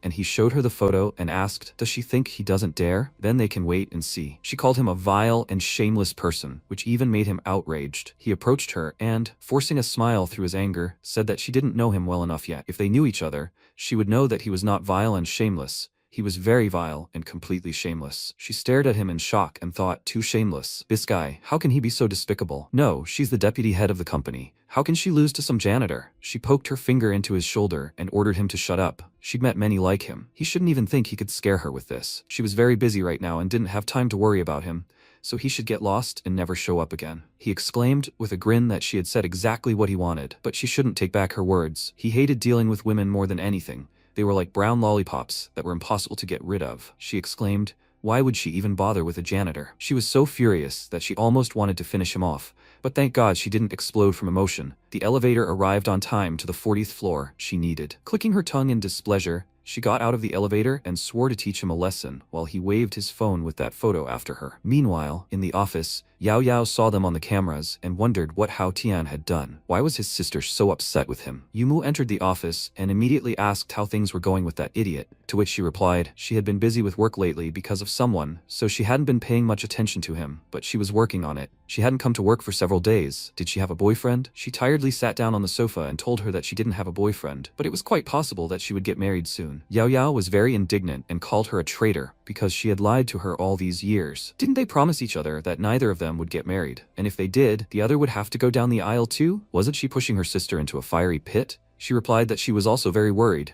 which is why she came to discuss it with her today. She finished her story when it was already getting dark. Yao Yao exclaimed indignantly, "Is this Su Xiaolei again?" Yumu wondered, maybe they went too far? She doesn't know where she got that woman with a big belly from, but in front of Xiaolei's parents and many other people, she scolded him as an irresponsible scumbag who plays with women. Yao Yao exclaimed, "So what? He's an idiot." She doesn't understand what happened to her father that he looks at this idiot with a human face and a beast's heart as her future husband. Yumu said sadly, "After all, Su Xiaolei is the future president of Su Group. He is not only handsome but also has good manners, speaks and does things gracefully. Of course, her parents like him." Yao Yao exclaimed indignantly that he looks like a hypocrite, and she agreed with her. But this is happening because her dad is dying, and the doctor said that time is running out. Tears appeared in her eyes and the girl asked worriedly, "Is his condition that serious? No wonder he's in a hurry to marry her off." An idea suddenly occurred to her. What if she took the initiative and brought a boyfriend home with her? She asked incredulously. What bad idea had just popped into her head again? She replied, "It was a great idea." Doesn't she think that this would not only satisfy Uncle Lin's desire, but also make Su Xiaolei give in? She said doubtfully, "A boyfriend isn't like Chinese cabbage. How can she quickly find someone suitable?" Yao Yao called her stupid. She can just find a fake boyfriend. This idea seemed bad to Yumu. It was unreliable. And if this man blackmailed her with it, wouldn't it lead to trouble for her too? Yao Yao thought, although this is true, it's strange that this is all she cares about. She said it wouldn't be easy, but she thought she could find the right person to trust. That's all she could do for her sister. Yumu decided to trust her and said goodbye. She hadn't been to the company for a few days, so she'd go take care of business first. Yao Yao wished her success at work, then thought, a toad with 3 legs is hard to find, but a person with 2 legs? Hao Tian's face immediately popped into her head. She didn't know why, but as soon as she thought of the right person, he immediately came to mind. Chen Haotian, this guy is 100% dependent on money, but if she makes him Yumu's boyfriend, she'll immediately vomit blood when she finds out. For now, she'll forget about it. She needs to arrange a meeting first. At this time, MC received a call. Seeing Yao Yao's name on the screen, he cursed, because he knew she was definitely going to invite him to dinner. He answered the call calmly, pretending everything was fine, and asked how she was doing. She answered him discontentedly that she was doing badly. After all, he forgot to invite her to dinner. He pretended that he really forgot and asked when they were going to dinner. She told him to go down to the parking lot. She would take them straight to the restaurant. The call ended, and he almost burst into tears. What bad luck. Just yesterday he lost a lot of money,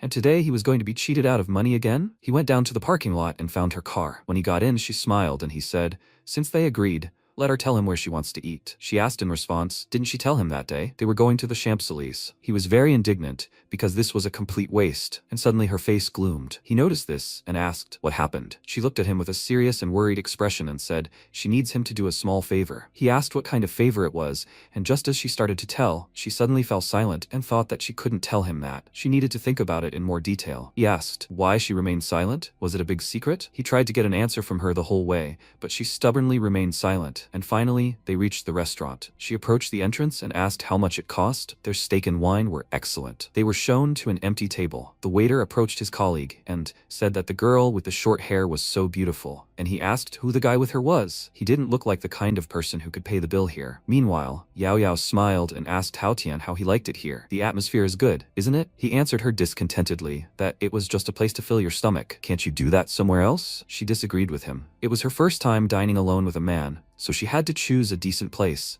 because she couldn't disgrace herself. She called the waiter and ordered 2 steaks, a fruit salad, and a bottle of 1992 wine, and thought that this bottle cost at least 20,000. When he found out about this, he would definitely spit blood. Noticing his expression, she asked if he was upset about something. Of course he was upset. This wine would probably cost several hundred, and lunch about 1,000.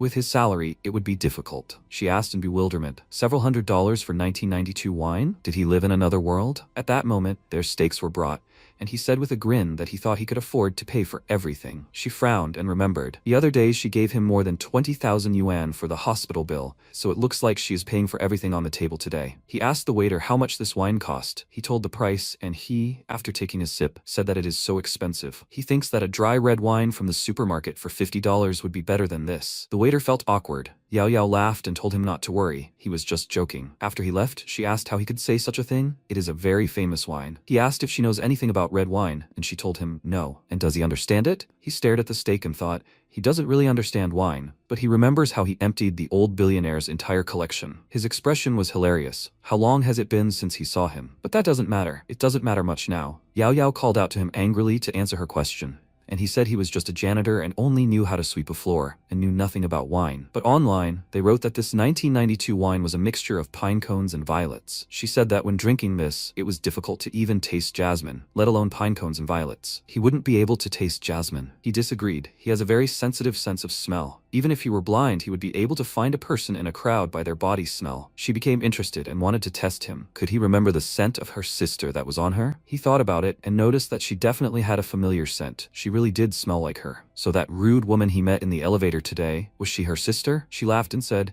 not bad. He guessed right. Since they were talking about it, let him tell her what he did to make her so angry. When he told her everything, she looked at him sideways and thought, is this guy crazy? How dare he do this to her sister? He is simply a devil. She is so beautiful. He said that since they had finished eating, he thought it was time for them to go. Let her wait in the car. He will be there in a minute. She asked what was the matter, and he said that she would not be able to run as fast as him, so she would be a burden. She didn't understand what was going on at all, and he decided to say it straight out. It was all because of the food. He wasn't impressed. She indignantly asked, aren't you going to pay for dinner? Didn't he have the money she gave him earlier? He told her that the expensive wine was fake. He wouldn't pay for fake wine. He asked, is he sure about that? Even if it was fake, that wasn't a reason to run away. He replied that she could ask someone to confirm its authenticity if she didn't believe him. This whole situation made her savor it. For some reason, it seemed to her like it would be quite exciting. She went to the car, and Haotian ordered 2 more steaks, after which he glanced at Yao and thought, the old fool was right, there's a devil in everyone. After eating, he patted his stomach and burped. Then the waiter came up to him and asked, do you want to pay for the food? He asked him to wait a minute, and the waiter barely blinked before he disappeared. Seeing him run away,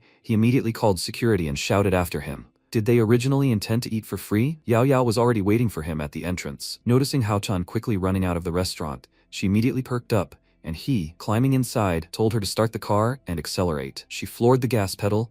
The tires squealed and the car shot forward, and they escaped the pursuit. MC noted that she was driving rather slowly, to which she replied, if anyone caught her, it would ruin her reputation. She actually needs to maintain it. She dropped him off right on the road, and he got out of the car and said that she could at least give him a ride into town. Does she really want him to spend money on a taxi? She asked. He saved more than 20,000 yuan, and he doesn't even want to pay for a taxi? She had things to do, so she'd just leave him here. He shouldn't be late for work tomorrow. She left, and he smiled nervously, thinking it was weird to hail a taxi in such a place, so he decided to just take a walk. Suddenly, he heard the roar of an engine behind him, and he was afraid that his enemies had come for him, and then a car hit him so hard that he was thrown to the side. The car immediately braked, and a woman got out, worriedly asking if he was okay. Haotian cursed and thought, what kind of enemy is this? How could it be her? Yumu ran to him, asking if he could get up, but he didn't answer, causing her to panic. She took out her phone to call an ambulance, but it was dead. He looked at her and thought, she just hit a person with a car. Why does she act like a turtle? Since she is Yao's elder sister, does that mean she is also the CEO? Isn't this a good opportunity for extortion? He raised his hand and asked in a weak voice, what happened? She sighed with relief when she learned that he was alive, and when she saw his face, she was very surprised. She walked up to him and apologized to him. She didn't notice him and accidentally hit him. Let him give her his phone. She will call an ambulance now. He coughed and said that it was most likely broken. Is she taking revenge on him for personal grievances? Even if he made a mistake in something in this life, he is not ready to die like this. She asked him not to say that. She really didn't want that. Let him tell her where his phone is. She urgently needed to call help. He closed his eyes and said that it was too late. He already felt that he did not have much time left. His life had been so hard. He was 20 and still unmarried, but he was already planning to see his ancestors. Yumu became very nervous and began to blame herself for this. She shouldn't have been distracted by thoughts of Xiaolei. Even though she hated Haotian, he was still a living person. He extended his hand to her and said that he didn't blame her. That's life. But before he died, could she fulfill his small request? She excitedly apologized to him. She shouldn't have been distracted while driving. She didn't want that. As long as she could do something to help him, she would definitely do it. He asked her to transfer some money to his bank account, which perplexed her, and he explained to her he had been poor for over 20 years, and and he wanted to quickly transition to prosperity and become a millionaire before he died. That way, at least he wouldn't be ashamed to meet his parents when he died. After learning that his parents had died, she became even more upset and decided to transfer money to him right then and there, after which he gave her his phone number with his account number. She transferred the money to him, and he was wondering how much it was. And then she exclaimed, how poor was this man in his past life, that he has such a great obsession with money even before death. And suddenly some men appeared. Their leader approached him and said that he thinks there's some kind of story behind him. How about telling him this? He thinks it will be terribly funny to hear. He called Yumu a beauty and introduced himself to her. His name is Achan, and these are his biker friends. She asked displeasedly, what kind of people are they? They saw someone get into an accident and not only do not want to help, but also interfere, talking all sorts of nonsense. Where is their conscience? MC looked at them worriedly. While he was thinking about how to get out of this delicate situation, some strange people appeared. Are they here to cause trouble? Chin asked the girl how she knew if he had a conscience, if they had just met. It seemed like that guy was beyond saving, but she shouldn't worry. If she served him well, he and his brothers would perjure themselves on her behalf. She stood up confidently and declared that he would regret what he said today. And then he walked up to her and told her not to pretend to be brave and bold. It would only provoke him. She was lucky that he had a good character. If it were someone else, he wouldn't be so polite. She immediately slapped him, calling him an idiot, and he, throwing her a disdainful look, exclaimed that if he didn't use her today, he would be ashamed to be called a man. He pounced on her, but she confidently met his attack with a kick to the groin, and his shrill squeal was heard. For Haotian, this was such a horrific sight that he didn't even want to look. He knew it would happen. The men exclaimed in rage, how dare she? He ordered his brothers to bring this fool to him, and afterward, they could have fun with her themselves. The bikers ran toward her, and then she declared that this was too much. Suddenly, there were still people in Fuyang who dared to touch the Ling family. After today, she would make them feel the price of their actions. The bikers immediately stopped upon hearing this, and MC thought, it turns out this beauty's background is not so simple. Chan laughed and said that he knew who she was. She was Yumu. And she thinks that because her family has a little stinking money, they are the imperial family. Their Chan family are politicians. At all times, businessmen were afraid of officials. He promised his brothers to deal with the consequences, and Yumu said, suddenly, a jerk like him appeared in the Qian family, which was always famous for its prudent attitude. She turned to Haotian in her thoughts and said, it seems it's too late to save him. She is afraid. She can't even protect herself. It looks like this is her retribution for him. She's very sorry. She closed her eyes, preparing for the worst, but then MC quickly got up and punched the scoundrel who attacked her. She was surprised. He was just lying there dying. He politely turned to her and asked if she was okay. She shouldn't worry. As long as he is here today, none of these people will be able to touch her. But still, what is this place, and why is he here? She stared at him in shock, not understanding what was happening, and he asked why she was looking at him like that. Did they know each other before? She was confused and speechless for a second, and then asked, doesn't he remember her? He answered her. She must have been mistaken.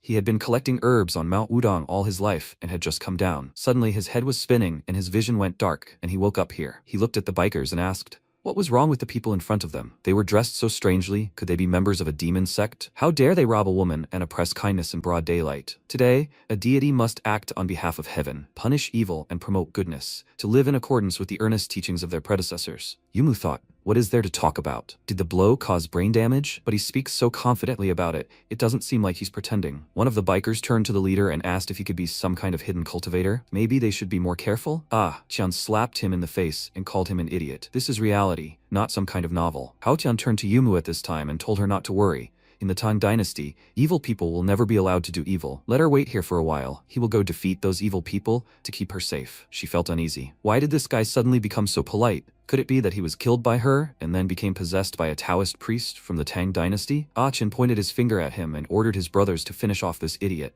and he only teased them with a smirk. Qian rushed forward, wanting to punch him in the face, but Haotian ducked in time and deflected his hand, then kicked him hard, sending him flying backwards. After that, MC rushed towards the rest of the bikers, scattering them in all directions, and one of them asked in shock, are they filming a martial arts movie here? Even special forces soldiers couldn't do that. One of them was so terrified that he fell to his knees in front of Haotian and began begging for mercy. He had pulled a big prank and wouldn't dare do anything bad again. Maybe he could visit the younger one? MC said, people who are not holy sages can have many shortcomings, and the sea of suffering is boundless. If he truly repented, would he dare to utter a secret oath here? The guy swore, and if he changed his mind in the future, heaven would strike him down. He extended his hand to him and said that God values the virtue of life, and now he can go. He threw some bacteria on his hand, and when the guy ran away, he said to his friends, now it's their turn. The time has come to cleanse the world of filth. They thought that if they did this, they would be released, and then they also fell on their knees before him and began to beg for forgiveness. He immediately released them, but not before covering them with germs, and they ran away. Thinking this Taoist was so stupid, they will come back and call more people to kill him. Hao Qian meanwhile looked after them and thought, these people's acting skills are too poor, and their thoughts are written on their faces. Although they will soon die of diarrhea, God will know that these people were really not killed by him. It's all germs. He's just a magnanimous saint. Yumu approached him and asked if he realized he should have called the police. He asked why they would do that,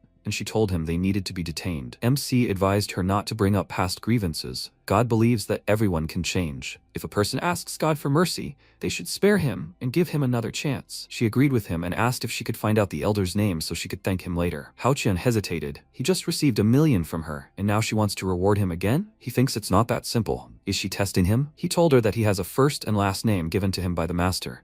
His last name is Peng Dao, and his first name is Chen. Yumu said the Taoist priest must have made a mistake. If she remembered correctly, his last name should be Wu, and his first name is Qi. He exclaimed in surprise, Wu Qi? What does shameless mean? This Taoist came out to save her, but he had no intention of harming other people. Is that the only reason she called him shameless? She was tired of this whole performance and calling him by his real name, told him to come down to earth. The Tang dynasty has long since ceased to exist. But if he told her now who ruled the Tang dynasty, she might believe him. He exclaimed in response that in the Tang dynasty, of course, an emperor ruled and rules. He thought these words were enough to prove that this Taoist had traveled through hundreds of years. After that, he laughed and said he felt that the atmosphere was too tense, so he had to act out the drama of time travel. Let her tune into the atmosphere and relax. This was all for her. She asked displeasedly, when he just asked for money, was he also trying to relax her mind? She picked up the bat those guys dropped and asked if he had any idea how worried he made her by trying to relax the atmosphere. He took a few steps back and raised his hands, asking her to take it easy. He had to go to work early tomorrow, so he needed to leave. He started running, and she furiously ordered him to come back right now, but he was already out of sight. She was very upset and angry at the same time. MC really didn't want to go that far. In fact, he thinks she's not that bad. It would be better for her if she stopped constantly making that face, as if the whole world owes her money. Upon returning home, he immediately started meditating. He hadn't trained for the last 2 days, because of a bunch of idiotic things to do. Now he needed to see how far he could advance in a short period of time. But as soon as he started training, he immediately finished and went to bed, deciding to continue tomorrow. If the old man had found out at that moment that he was allowing himself to be lazy, he would have crawled out of his grave and started scolding him. The next day arrived. Yumu was already at work, and Yao Yao, noticing her red and swollen eyes, asked if someone had bullied her. Let her tell her. She would stand up for her. She replied that no one had bullied her. She just felt a little unwell. Yao Yao didn't believe her and asked, is it because of the marriage? They had overcome all difficulties together all these years. But could she believe that this time they wouldn't succeed? Yumu said sadly, although the relationship between the Su family and the Lin family, according to her father, is a life-threatening friendship.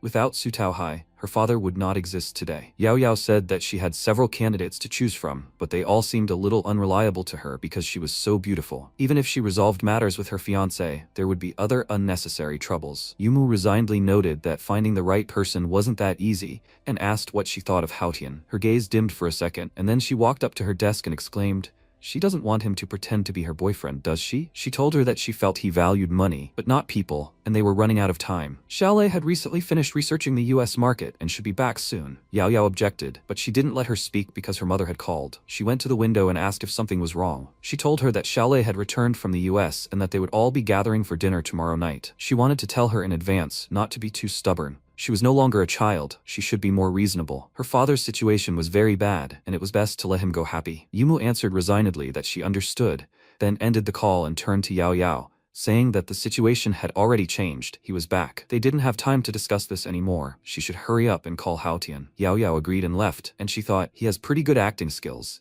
If he can pretend at the meeting like he did yesterday, then she might still have some hope. The MC had just finished cleaning the toilet. Yao Yao approached him and told him to come with her to the president's office. They needed to talk to him about something. When she brought him to Yumu's office, he greeted her with a smile and asked what had happened that was so important that she had asked the vice president to bring him personally. Yao Yao irritably ordered him to be serious. It was very important. They had called him for a serious matter. Yumu asked how long ago he had known who she was. He told her that she was the head of their company and very famous. He knew about it a long time ago. She clarified, by knew about it a long time ago, he meant last night, right? He heard it from that guy? He asked. She didn't invite him for such a trifle, did she? She frowned and said, he is here now so that they can settle the score. How does he think they should settle the matter with the $1 million from yesterday? He answered her that she was the one who hit him with her car.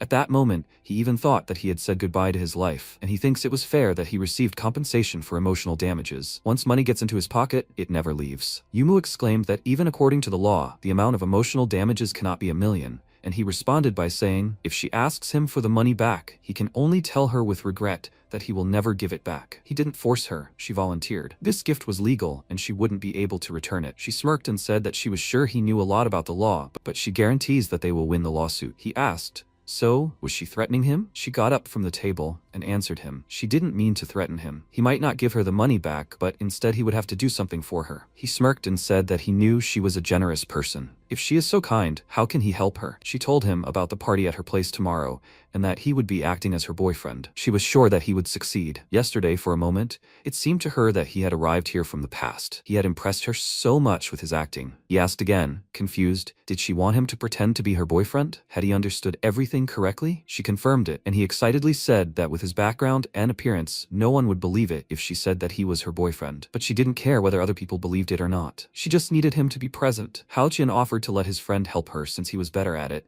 and Yao Yao exclaimed indignantly, he's just a cleaner. How could his friends be much better? Yumu gave him her card with 20,000 so he could buy himself some decent clothes. Tomorrow at exactly 6 p.m., she would be waiting for him downstairs at the cafe. He exclaimed delightedly. Was he really going to get paid for this? Why hadn't she told him about this before? She should know that actors like him are essentially movie stars. They both shoot him toward the exit, and he finally said that they had made the right choice. After he left, Yao Yao asked doubtfully, they had made the right decision, hadn't they? And Yumu hoped so. Time passed. MC had already managed to buy himself some clothes. He left the store and smiled. It had been a long time since he wore a formal suit. He missed it. Ting Ting called him with an urgent matter. She is now at the People's Hospital. If he has time, she will wait for him at the gate. He promised her to come as quickly as he could and caught a taxi. As soon as he got out of the car, the girl ran up to him worriedly and said, her mother's operation was not very successful. The doctor said that she needs to prepare for radiotherapy and something like that. She wanted to ask if he could lend her some more money. He answered her that he would not be able to give her as much because of the bank's restrictions, but he would transfer as much as he could to her account. She said that this time she didn't need much, only 50,000. He sent her the money and even added some in case she needed it later. While the bank was processing the transaction, he asked to see her mother, and she thanked him for help. But her mother was still in a coma and might not be able to talk to him. He headed to the hospital and answered her that everything was fine. He just wanted to see her. Maybe he could help her. As they walked to her hospital room, she kept thanking him and calling him a good man, to which he said, it's rare that he's a good guy, so he'll be good until the end. What kind of cancer does her mother have? How bad is it? She said, last stage. And he, although he was sorry to say it, said, if it's terminal, even $1 million, not to mention 200 yuan, won't save her. Ting Ting burst into tears and said that her mother raised her alone, and she knows how much she suffered and how hard it was for her. She doesn't know if she can save her, but as long as she's alive, she'll be happy at least one more day. Otherwise, she wouldn't have a family in this world. He patted her head and said, he knows how she feels. The person closest to him has left him. Maybe that's why he wants to help her. They entered the ward. He approached her mother's bed and thought, Ting Ting's mother's name is Ding Chuyun, so it seems she took her surname. And there is a possibility that Ding Ting Ting is an illegitimate child. She did an excellent job of raising a child alone. He noticed a sleeping bag next to the bed and asked if she slept here. She told him that there was a free bed in the ward, but it was too expensive, so she got out of the situation this way. He offered her to move her mother to a separate room so that she could sleep on a bed there, and was already heading to the attending doctor, but she stopped him because it costs a lot of money, but he insisted. When they arrived at the doctor, he asked if he was sure he was a relative of the patient. He had not shown up for a very long time when the patient was so ill. It was painful for all of them to see such a fragile girl looking after her day and night. Let him just look at how tired she looks. She might faint before the patient gets better. He lied that he had been on a business trip some time ago. Ting Ting didn't tell him anything because she was worried about him. He found out about everything as soon as he arrived. His absence these days had created problems for Dr. Yang, so he wanted to take care of her mother. The doctor said that since he had already heard everything from Ting Ting, he would like to talk to him in person. They both headed for the exit, and Hao Tian winked at the girl, saying that everything was fine. He would talk to the doctor and come back. They walked out the door, and the doctor immediately asked about his relationship with her, and he lied and said that he was her distant cousin. The doctor didn't ask any more questions and told him about the current situation. Judging by the test results, everything wasn't looking so good. Due to the late detection of the disease, even according to the most accurate prognosis, the patient will live no more than a year. He asked, Western medicine is so advanced now, is there really no chance of a cure? He knew it wasn't that easy. Even an old fool who had mastered many medical skills and techniques wouldn't have a chance to cure her. The doctor said that cancer in the middle and late stages is a barrier that modern medicine can't overcome, so there's nothing they can do. As a doctor, he shouldn't have told him this, but he felt really sorry for this child. He thanked the doctor for his frankness and promised him to talk to Ting about the future, and he said, maybe it would be better for her to accept reality. After that, he returned to Ting and said that he would go to her mother's room, tell her to close the doors and not let anyone in until he said so. She followed him worriedly and asked what the doctor just told him, and what was he even going to do. He told her with a serious expression not to worry about it and just trust him. They entered the ward. Ting locked the door, and he said he needed time so she could sleep for now. She kept wondering what he was planning, and he closed his eyes and concentrated. The virus was already raring to go, and with this, it might be possible to destroy cancer cells. But a simple intestinal virus had already been a problem for him before, and this disease is many times stronger than the intestinal one, and it also mutates. Who knows what that is capable of? To be on the safe side, he first needs to repair the organ damage with true qi. Although this will not cure the cause, it will alleviate the symptoms. When his strength rises to a new level, then he will cure her completely. Morning came, he finally finished, and Ting asked if he really cured her mother. He was surprised and asked if she hadn't slept all night. She called him an angel sent to her from heaven, and he waved his hand, telling her to stop. What kind of angel is he? He's an ordinary cleaner. He said goodbye to her because he had to go to work, and she asked if he would come this evening. He answered that he had things to do, but if he decided to come, he would definitely call her. She thanked him again as a farewell. When the door closed, she heard her mother's groans and immediately ran to her bed, asking if she was awake. She rushed to call the doctor. Dr. Yang ran out of his office and exclaimed that this was impossible. According to the test results, there was no way she could wake up. It's just a miracle. MC came to work, and the first thing he met was Yao. She assessed his appearance and asked who this young master was in front of her. Did he even do her hair? He told her that it was her sister who paid for all this, and she said with a smirk, she had no idea that in a suit he didn't look like a loser. Maybe he really will manage to deceive Yumu's parents. He told her to stop chatting because he still had to mop the floors, and she said that he was free today, he had the day off. He was happy and asked, did she do this? She was so caring. Yao told him that she did it because she needed to properly discuss the details of the performance with him, and he realized that mopping the floors would be better. After they discussed everything, he went to meet Yumu, who was already waiting for him by the car. He waved at her and asked if she was there yet. She was very unhappy that he was late by 5 minutes and 7 seconds. And he awkwardly scratched the back of his head, placing all the blame on Yao. She explained everything to him for ages, and it was because of her that he was late. She ordered him to get in the car. He was driving today. As soon as they got in, she irritably asked him not to call her Miss Lin, otherwise everything would fall apart. He called her Bunny, which made her even more indignant, and told him to just call her by her first name. And he responded by saying, but lovers have all sorts of cute nicknames. Since she's already committed to performing in the play, let her play it to the end. The car drove off and she furiously ordered him to shut up. Let him just try to say something like that at the meeting.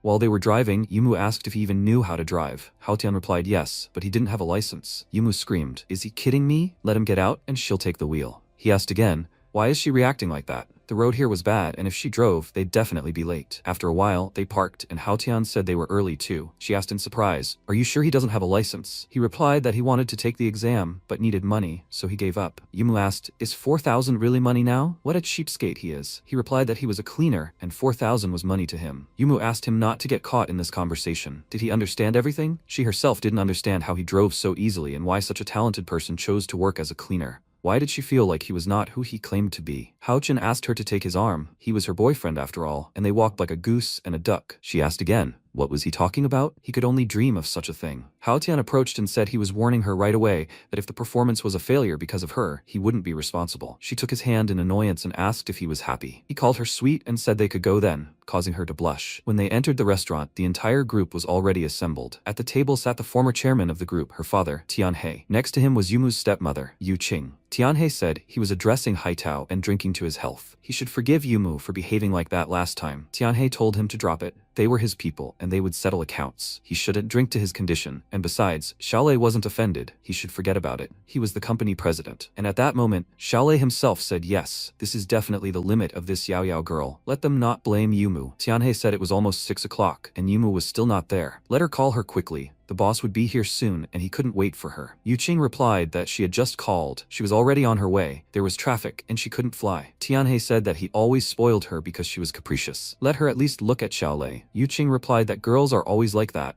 Let him remember what she was like. But what is she like now? She's an unemployed housewife with a husband. Haitao asked again, what kind of housewife is she? He would have guessed her to be less than 30. Yuqing chuckled and said that her Tianhe didn't know how to speak so beautifully. He asked again, what's the point of beautiful words? Let her look at him. After all, he's still single. They told him not to pretend, because he had plenty of girlfriends. He was single only for his own convenience, right? Haitao asked him to keep his mouth shut and not spoil his child. Xiaolei said he hadn't heard anything his father and uncle had said, and at that moment, Tianhe began to think that Xiaolei was a good boy and that if Yumu married him, he could die peacefully. At that moment, the boss entered the restaurant and everyone stood up saying that he wanted to come here. They apologized for having had a few drinks without him. The boss asked them to feel free to sit down and suggested they cut the ceremony. Tianhe apologized that Yumu hadn't arrived yet and that he should sit down for now. She was already on her way. At that moment, the guys really did approach the restaurant door. Xiaolei invited the boss to sit here, and he told them not to worry and to sit next to him. Zongyan approached Mr. Haitao and said his son was a true talent. Just like the saying goes, father and son are great. He thought their company would soon become the province's leading real estate company. Xiaolei responded that he was too kind and still had a lot to learn and gain experience. He was still new, so they asked him to keep an eye on him in the future. He replied that he only got off work at 6 today, so he hadn't had time to change, and they shouldn't judge him too harshly. Today was the engagement day of his son Xiaolei and Mrs. Yumu, so he asked if he could take the initiative. Xiaolei could just call him Uncle Zongyan. Before they could sit down, Yumu had already arrived. When she entered the office with her supposed boyfriend, everyone looked at them in shock, their expressions distorted. Zongyan's boss also didn't understand what was happening and stood dumbfounded. Xiaolei asked, Yumu, who is this? She told mom and dad to introduce themselves. This was her boyfriend, Haotian. Let him come and say hello. Haotian said hello and apologized, saying they were stuck in traffic and were late. Tianhe was dumbfounded and surprised. Didn't she know about the engagement? What an insult. But since she'd already called him a boyfriend, she couldn't kick him out either. Haotian said he was pleased to meet her and that they could sit down. Yumu smiled and asked if anyone else was there. The boss was thinking about how today seemed like more than just a discussion, but the engagement itself. Was this the very important person they'd invited? Yumu realized they were in trouble and didn't know how to get out of it. At that moment, the protagonist placed his hand on Yumu's and looked at her calmly. She was surprised, and he asked why she was worried. No matter what, he was with her. She blushed because of this, and discussions began about how the whole mess was about to start again. If only they were involved,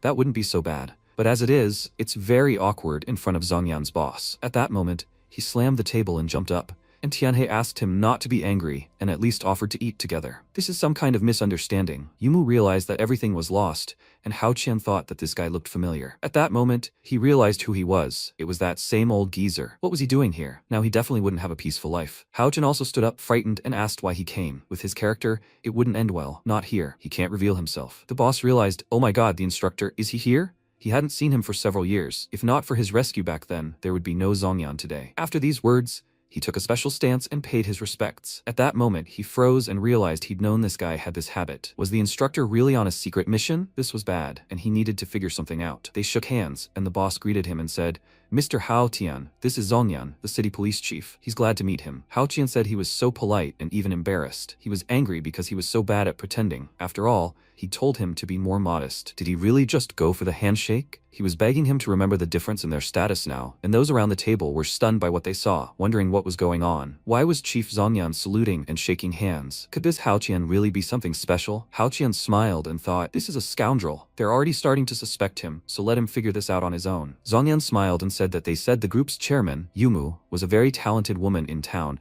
and truly extraordinary in person. He was glad to meet her. Yumu thought it was strange. Zongyan's boss was so tense. Xiaolei told her that she'd named the guy without even telling him. He would have kept an eye on her. Yumu replied that she told her mother about it a long time ago, but she didn't believe them. Since today was a meeting of two families, and there were no strangers, she'd held it. Xiaolei replied, so that's what it means. At that moment, the boss smiled and said that family is a bond of friendship between generations, and they're like brother and sister, like family to them. Since Yumu had brought the guy, he should be happy. He invited him to sit here. Everyone looked at the scene questioningly and said nothing.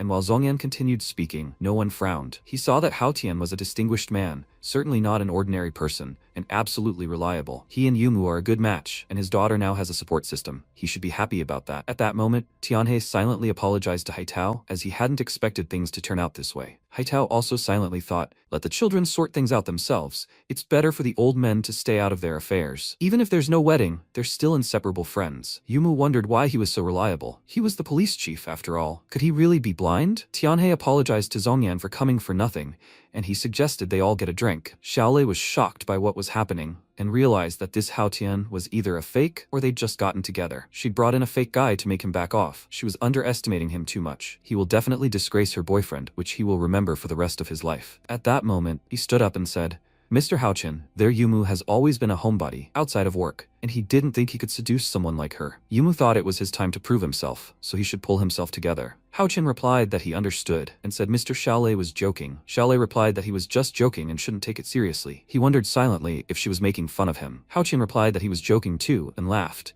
After which, Xiaolei remarked that his sister had the same taste as ordinary women. Judging by him, Mr. Hao Qian must be the CEO of some company. Hao Chen replied, stop joking. He's just a hard worker, not a CEO. At that moment, Yumu turned to him angrily, and Xiaolei asked, a hard worker? Is he joking? Yumu stepped on his foot under the table and replied that Hao Tian had been studying business administration at Oxford University all this time. He had recently returned to China, and she asked him to help her. Hao Tian clutched his face in shame, and Yumu thought about how he needed to listen to her and not act willfully. If he changed the script again, she would rip his tongue out. He replied that before lying, she could have warned him. A diploma wasn't a piece of cake. Xiaolei said so, as if Mr. Hao Tian and their former compatriot had returned from abroad. At that moment, he asked him in English, isn't business administration taught better at Harvard, so why Oxford? Yumu realized things were bad. He decided to set her up, and everything would soon be revealed. At that moment, Hao Chan grinned and looked at him with a smile, while Xiaolei thought he would definitely expose this clown. Hao Chan confidently replied in English, Mr. Xiaolei, the city's business administration is truly first class, but his mentor, Professor Smith, asked him to stay and get a doctorate at Oxford. Besides, they liked the climate and customs of Oxford compared to Harvard. Yumu was surprised. He knew English so well. But how did that happen? Hao Chen grinned, looked into her eyes and asked, how does she like it? Her million was clearly well spent. At that moment, Xiaolei was dumbfounded when he heard about Professor Smith and said that attending his lectures was his lifelong dream. But he didn't expect that he would end up as Mr. Hao Tian's mentor. Let him say he's currently teaching at Oxford. What kind of idiot is he? Professor Smith is such a legendary figure, his mentor. Yumu wondered what else she could call him, having returned from abroad. But he continued to lie. Professor Smith was too much. Hao Chen replied that he hadn't contacted the professor in a long time, so he could call him now. At that moment, he dialed the phone, and the professor indeed answered, and Hao Chen said, Professor Smith, this is Hao Qian. He apologized for disturbing him, but is he currently at Oxford? He asked during a lecture. Is this Hao Qian? He was still at Harvard giving a private lecture. How could he be of help? Hao Qian replied, oh, nothing. He just suddenly remembered him and sent him his regards. As soon as the opportunity arose, he would come to Oxford and have dinner with him. He replied that drinking with him would be the greatest honor for him, the highly respected Mr. Hao Tun. He replied that the professor was still there, but he seemed busy and said he was giving a private lecture at Harvard. Xiaolei was stunned when he heard this and realized he was in those certificates. Professor Smith really does give private lectures at Harvard. Could it really be him? He'd once known one of the professor's students, and he was just too good. It's no wonder Yumu chose him. Now it's clear how he became Yumu's boyfriend. He's just too talented. With such a manager, the Yumu group has a chance of making it into the world's top 500. But don't let them think he'll give up so easily. At best, he's just a bookworm. The city is full of ways to teach him a lesson. Yumu and her entire fortune should belong to him. He remarked that Yumu was extremely perceptive. She'd even managed to lure Professor Smith's favorite student under her wing. He simply admired this. Yumu replied that he was exaggerating. She hoped that today wouldn't create discord between their families. Xiaolei remarked that they'd all been friends for so many years. How could they ruin their relationship over such a trifle? But even though Mr. Haochen is a good guy, he thinks he still has a chance until they get married. If he gives up so easily, he'll never forgive himself. Yumu replied that she thought he had no chance and hit Hao Tian in the leg again. After all, he was clearly being challenged. He should have said something. Hao Chen said that everyone has the right to choose and strive, and he respects him. But he'll give him one piece of advice. This is really cruel, and he'd better not think too highly of himself. Otherwise, he'll be ashamed later. Maybe he'll agree to this? Xiaolei replied that they'll see. And at that moment, Hao Tan stood up and said he was going to the restroom, asking for forgiveness. Tianhe turned to Chief Zongyan and decided to raise a glass to him, frightened, and Zongyan also apologized and said he was going to the restroom. When they found themselves in the restroom, the protagonist washed his hands, and Chief Zongyan approached him and said he was reporting in. Hao Tian called him an idiot and told him how many times has he told him not to salute just anywhere. Now he's an instructor for the Flying Dragon Squad, no longer in the 6th group, and he doesn't want to talk about the past. He just wants to live peacefully for a few days. Did Zongyan understand what he was saying? Zongyan replied that the instructor's order would be carried out, and Hao Chen became angry at his reaction and said that before, he thought he was just a bit slow, but today, he realized he was a real idiot. Zongyan realized the instructor had cursed him, which was great. The instructor was still the same, cursing like that, but always doing everything perfectly. Hao Tian waved and said he was leaving first. If they left together, someone would suspect something was wrong. Zhongyan replied that he understood his order, and Hao Tian wondered why he'd gotten involved with such a clueless guy. It was just bad luck. Zhongyan peered at him from the room and said that the instructor was so majestic, he was a real man. When Hao Tian sat back down at the table, he said the company had business tomorrow, so they needed to leave. He was treating everyone next week and asked them to be sure to come. Tianhe patted him on the shoulder and said that Yumu was now his responsibility and that he should treat her well. He told him not to worry, but suddenly looked at him questioningly and realized that Tianhe was already dying, but it seemed he could still be saved. However, with his current strength, that wouldn't work for now, and perhaps after a while, he could save his life. He smiled and said that they were leaving then. When they approached the car, Yumu pulled her hand away and said enough. There was no need to continue this circus. When they got into the car, Hao Tian said that judging by this Xiaolei's attitude, she wouldn't take any pleasantries in the future. She needed to quickly find another guy before things got out of control. He shouldn't let him interfere with her using him as a shield. He asked, "Is he worthy of this?" Hao Tian replied, "Yes. Of course, he's no match for him, and wants to tell her that this can't go on forever." She asked, clutching the steering wheel with trembling hands, "Does he think she wants this, and does she have a choice? Her father's condition is terrible. If he dies, she won't know how to live on." At that moment, she burst into tears, and Hao Tian looked at her silently. He sympathized, saying that after all, she's just a simple girl in her early 20s, always scheming, with a dying father and a treacherous stepmother. Plus, a bunch of idiots chasing her. She probably has incredibly high blood pressure. He asked her to sit in the passenger seat because he would be driving himself. He would take her to a nice place where she could unwind. They ended up at the Sanlijing night market, where they served ordinary food. When they sat down at the table, Yumu, horrified, asked again, "Is this a good place?" Hao Tian replied that she shouldn't disparage the night market. The atmosphere here was much better than at that banquet. After that, he turned to her and asked if she was born in this city. Yumu asked again, and he wasn't. He replied that he lived here for several years as a child, but only recently returned. Had she ever been to the city's western lake as a child? Yumu replied that she didn't really remember, and Hao Tian explained that back then, the western lake was a remote place, surrounded by poor people. The landscape was miserable, trash was everywhere, but the wild flowers were in full bloom. He often ran there to play and thought that one day, he got so carried away playing that he didn't notice when he stepped on something and was also stunned. Could she guess what was there? Yumu was surprised and asked again, "What was it?" He replied that it was a dead baby. Then he became very scared and immediately ran out of the grass, and at night he often woke up in fear. He was afraid that he would be like that dead baby, rotting alone in the grass, but then he realized that was wrong. Maybe the heavens wanted to tell him that, compared to this miserable creature, he's lucky, and at least, no one has thrown him out like a dog. He should rejoice every day, so when something sad happens, he tells himself he should be glad he's still alive. Even when he dies, he won't be rotting in the sun like that baby. Yumu told him to stop saying that. He wants to tell her she should be glad she's alive and happy, and is he also implying that she's always frowning and should smile more? He replied that he didn't say that, and if that's how she understood it, it's not his fault. This made Yumu blush and say he didn't have to make such insinuations. She wasn't that stupid. By the way, did he come up with that story himself? He replied, "Of course he made it up. He just wanted to make her laugh." He pulled out a pack of cigarettes and she asked if he smoked. Haochen replied that in their day, men who smoked were rare. He just smoked rarely. He used to be a murderer and couldn't bear to smell, but now he's quit, so he indulges occasionally. After that, he winked at her, and Yumu laughed, saying it was funny, and he had a sense of humor. By the way, did he really only finish 9 grades? Haochen replied that, frankly, he bought his diploma too. In fact, he only studied up to the senior group of kindergarten in China and spent the rest of his time abroad. Such specialists returning from abroad should at least apply for a management position when applying for a job, but he didn't. Haochen replied that returning from abroad didn't mean studying there, and he was talking about Oxford. In fact, he hadn't even gone to elementary school. Yumu laughed and said it was all clear. Now she understood. He was a janitor abroad. At that moment, he realized the atmosphere was strange, and Yumu offered to clink glasses, just like with a foreign janitor. Slowly but surely, success awaits those who are ready. Haochen asked in surprise, what, had she had too much? She shouted that she was the company's chairman, and that he shouldn't be teaching her. Haochen said that was 56% alcohol, and Yumu slammed her hand on the table and yelled, "Why isn't he drinking? Let him have 1 shot, and she'll give him a month's salary." Haochen replied, "Stop fooling around. She's drunk, and they need to go home. If she wants to go crazy, let her do it at home and leave him out of it." He grabbed her hand when suddenly Yumu pushed him away, screaming at him to get lost, and started drinking straight from the bottle. Haochen said she was crazy, and Yumu asked again, "Has she gone crazy?" "She's been out of her mind for a long time."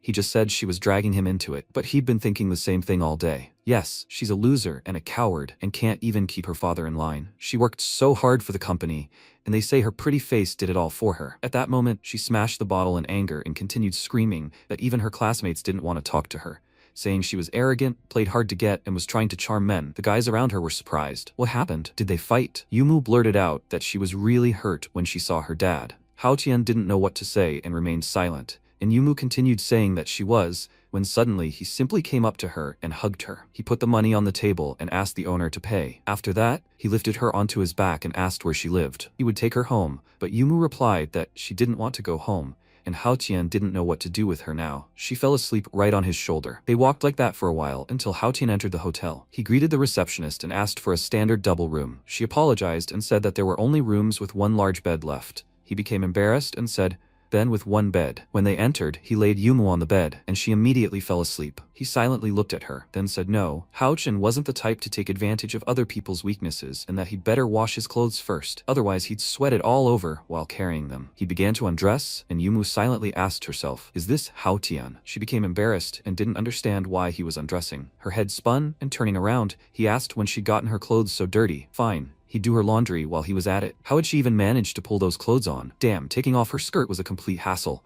and Yumu silently begged him not to touch her. He finally took off her clothes and decided to go and do the laundry, but suddenly he felt embarrassed when he looked at her body under the blanket and realized he simply couldn't resist such a sight. He became deeply embarrassed, and voices appeared in his head. A demon said, "Come on, everything will be fine." And an angel, no, he had to be decent and couldn't take advantage of someone else's weakness. He must never act like animals. At that moment he was horrified, and a bright flash of light erupted around him. The cleaning lady, who heard their loud voices, was overcome with shame, thinking that they were young people. He laughed and realized that he'd just broken through to the first level of the 9 stars heavenly charter. This was reality, not some online scam. Did things like that really stimulate a breakthrough? If that were true, wouldn't it be amazing? Yumu continued to sleep awkwardly and motionless. Hao Shen couldn't take his eyes off her and realized it was all for cultivation. They stopped caring, and suddenly he lifted the blanket, only to become even more embarrassed and yell, "Damn," with no reaction other than his racing heart. He shouldn't have been so happy, you idiot. The first level alone quadrupled his strength, and it's no wonder the old idiot is so eager for the third. Maybe the Heavenly Charter really does talk about immortality? He couldn't waste time. He needed to go home and continue cultivating. When he left the hotel, he told her that she would definitely get some sleep tonight and slammed the door. When Yumu woke up in the morning,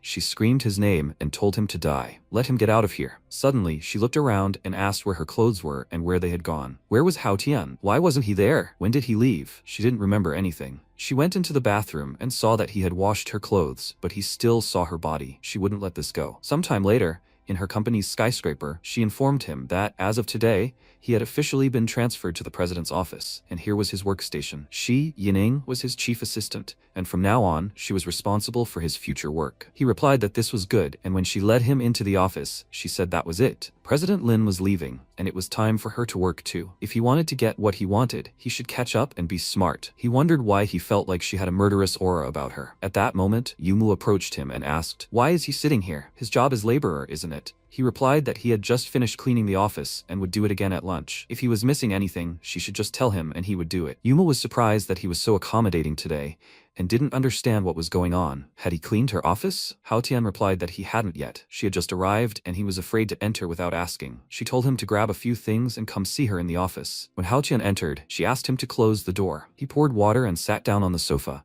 saying that it looked like she had slept well today. So, she had managed to get enough sleep after yesterday? Yumu asked why he was sitting across from her. He was just a handyman. Hao Tian replied that there was no one else, and besides, he was her fake boyfriend. Yesterday, he had done her a great service, and he had decided too quickly to resort to the proverb, crossed into the river and broken the bridge. Yumu started yelling at him to keep his mouth shut. She didn't want anyone except Xiaolei to know he was her fake boyfriend. Hao Tian told her not to worry, because he'd read a book on acting, and she tossed him her car keys and said there was an unused car in the parking lot. Next time he needed it, he'd drive it and remember to get his license. She said she wasn't giving it to him as a gift, but just letting him drive it temporarily. Did he understand? He hadn't done much and already wanted a car. Was she stupid? He said better not. He didn't have money for gas. She yelled at him to take the keys and get out of there, and she didn't want to listen to his chatter. At that moment, Yao Yao entered the office and asked if he was there too. Hao Tian waved and said he was just leaving. They could study, and he went to sweep. She wondered if the atmosphere here was different. Had he angered Yumu again? Yumu thought she was giving him a car, and he was turning his nose up at her. What's going on? Even in the morning, the more she thought about it, the angrier she became, and she needed to continue getting revenge on him. She thought they needed to change tactics.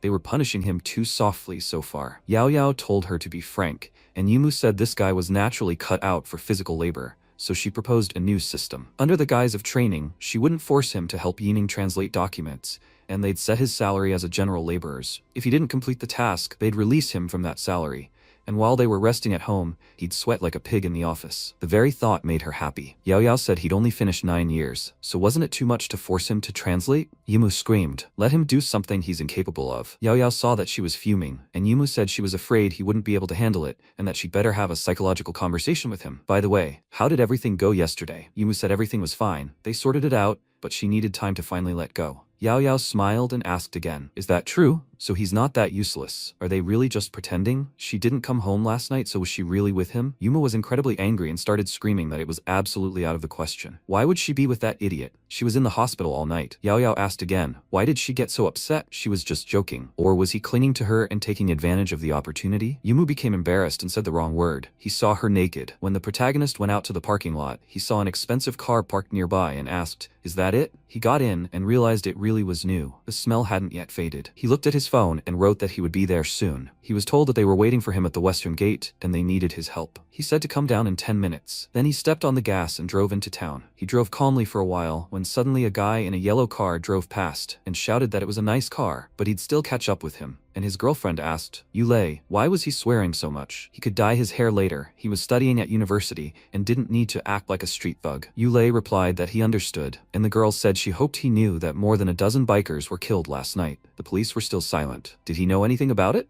He replied that although he loved racing, they had no interest in bikers. She looked at him silently and then said it was good that he hadn't gotten involved in this. He should moderate his temper. He shouldn't name too many enemies because at any moment trouble could be inevitable. A person is gone. Life is already happiness, and that should be appreciated. Hao Tian paused and said his speed had slowed considerably. He'd clearly become lax over the past 2 years. He approached Ting and grabbed her shoulder, startling her, causing her to gasp. Hao Tian laughed and asked what business they needed to discuss downstairs. She replied that he'd scared her to death, and shortly after he left, her mother woke up and asked to meet him. He wondered what business it was. He wanted to see her. She could go upstairs and he'd buy something. Ting said there was no need to worry about it, as it was just unnecessary expenses. Hao Tian asked if it was okay to go to a sick person empty-handed. He could just walk there and back. Ting replied, oh well. When the protagonist entered the store, he picked up some fruit and was standing in line. A woman in line started to pay, and when she turned around, she stepped on Hao Tian's foot. He became very angry about this, and the woman apologized to him. Hao Tian replied that nothing happened. The main thing was that it didn't fall on her foot. She was surprised and realized that he had come to the hotel with a girl yesterday,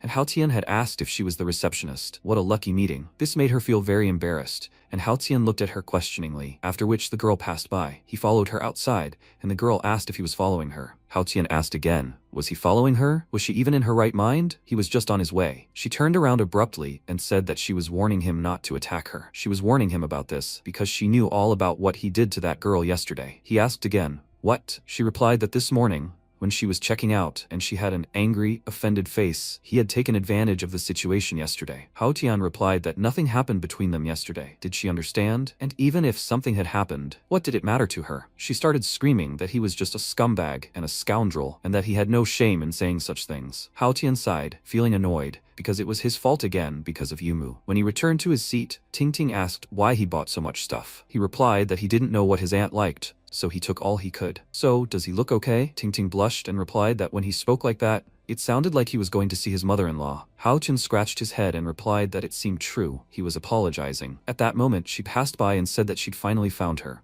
She'd already walked around a few times. Ting asked how she'd ended up here. She replied that she had the day off today, so she'd come to see her aunt. By the way, let her guess who she'd just met. Ting asked again, who? She replied that it was the same hypocritical bastard she had told her about on the phone yesterday. At that moment, Ting decided to introduce her to Hao Tian, and she was dumbfounded and started screaming that he was that same bastard.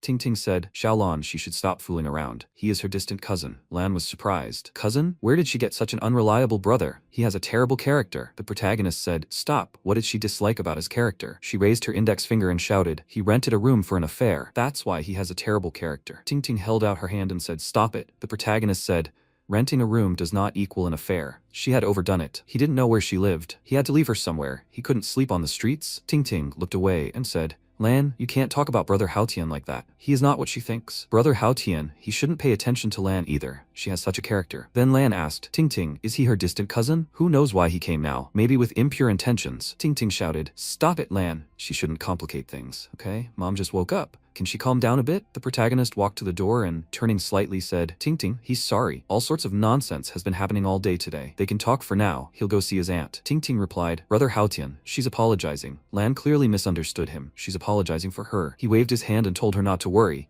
He has no grudge. He has a generous soul. It's not worth quarreling with her. But for the sake of that girl's honor, he must clarify. She was with him last night, but nothing happened between them. That's all. Whether she believes it or not, she must decide for herself. Lan looked thoughtfully into his eyes. At that moment, MC walked into the ward. Ding Chun looked at him and asked, Is he Haotian? He confirmed, Yes, that's right. She said she had heard about him from Ting Ting a long time ago. He put the bag of apples on the bedside table, and she added, she was glad he came, and brought so many other things. He told her not to move. She was still very weak. It was better for her to lie down. Then Lan entered the room and said, Auntie, she came to see her. Chiyun replied, Lan, she is so caring, but she should run to the hospital less often. She has a lot of things to do at home. She objected. This can't be. She will miss Aunt Chiyun. Chiyun smiled and said, Thank you, dear. The next second, she clutched her chest, and Lan cried out in alarm. Mom, what's wrong with her? Everything was fine. Why again? Mom, she will call the doctor. With these words, she headed for the exit. At that moment, the protagonist looked at Chiyun seriously. He came closer, took her hand, and began to feel her pulse. A bead of sweat rolled down his face, and then he sent a stream of energy into Chiyun's hand. She looked at him in surprise. The next second, a doctor entered the room. He noticed the protagonist's hand on the patient's arm and asked,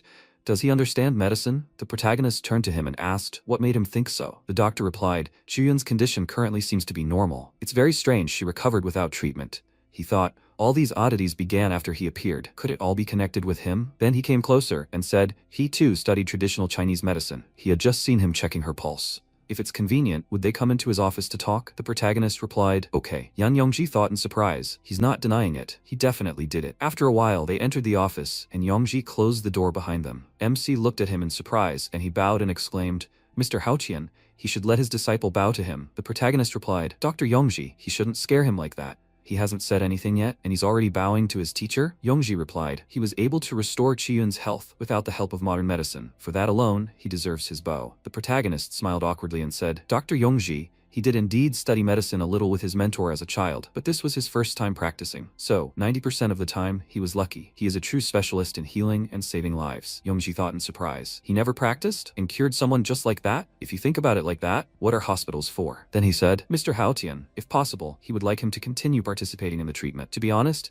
with his level of medicine, he's not sure he can completely cure Chiyun on his own. The protagonist responded thoughtfully, Okay. If he says so, he won't refuse. His treatment methods are truly very unusual. That's why he asks not to disclose them too widely. The doctor handed him a folder with documents and replied, Of course, and he will give him his full support. Perhaps these materials will be useful. The protagonist began to read the contents and asked, Yongji, is he sure he can be trusted? Does he really understand traditional medicine? He replied, His supervisor is a highly respected expert in traditional medicine, so he understands something about it too. Truly, traditional medicine began to fade away several hundred years ago, which led to the decline of this one. MC smiled and remarked, Yongji, he's not like everyone else. This is admirable.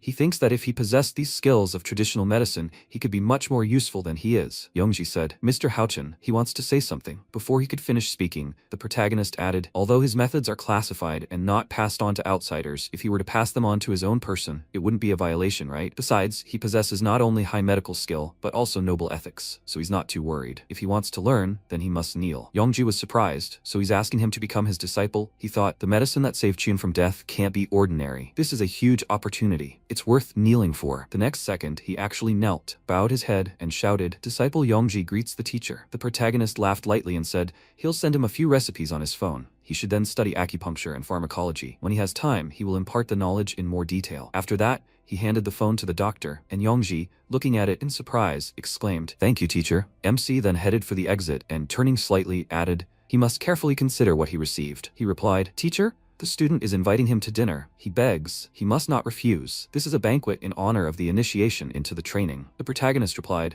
They should abandon these worldly ceremonies. He will simply say goodbye and leave. Yongji bowed and said, In that case, he will not see him off. He will continue to study diligently. MC replied, Yeah, he must try hard. He is counting on him. After that, he left the office and, looking at the phone, said, I finally realized how hard it is to be a mentor. Teaching students is a real hassle. Because he was delayed so much, he needs to get back to training immediately. He will text Ting Ting and tell her. Sometime later, the protagonist was sleeping in his bed. His phone rang, its ringtone insistently demanding that he answer. The protagonist picked it up and sleepily asked, Hello, who is this? Yao Yao screamed indignantly. Is he dead?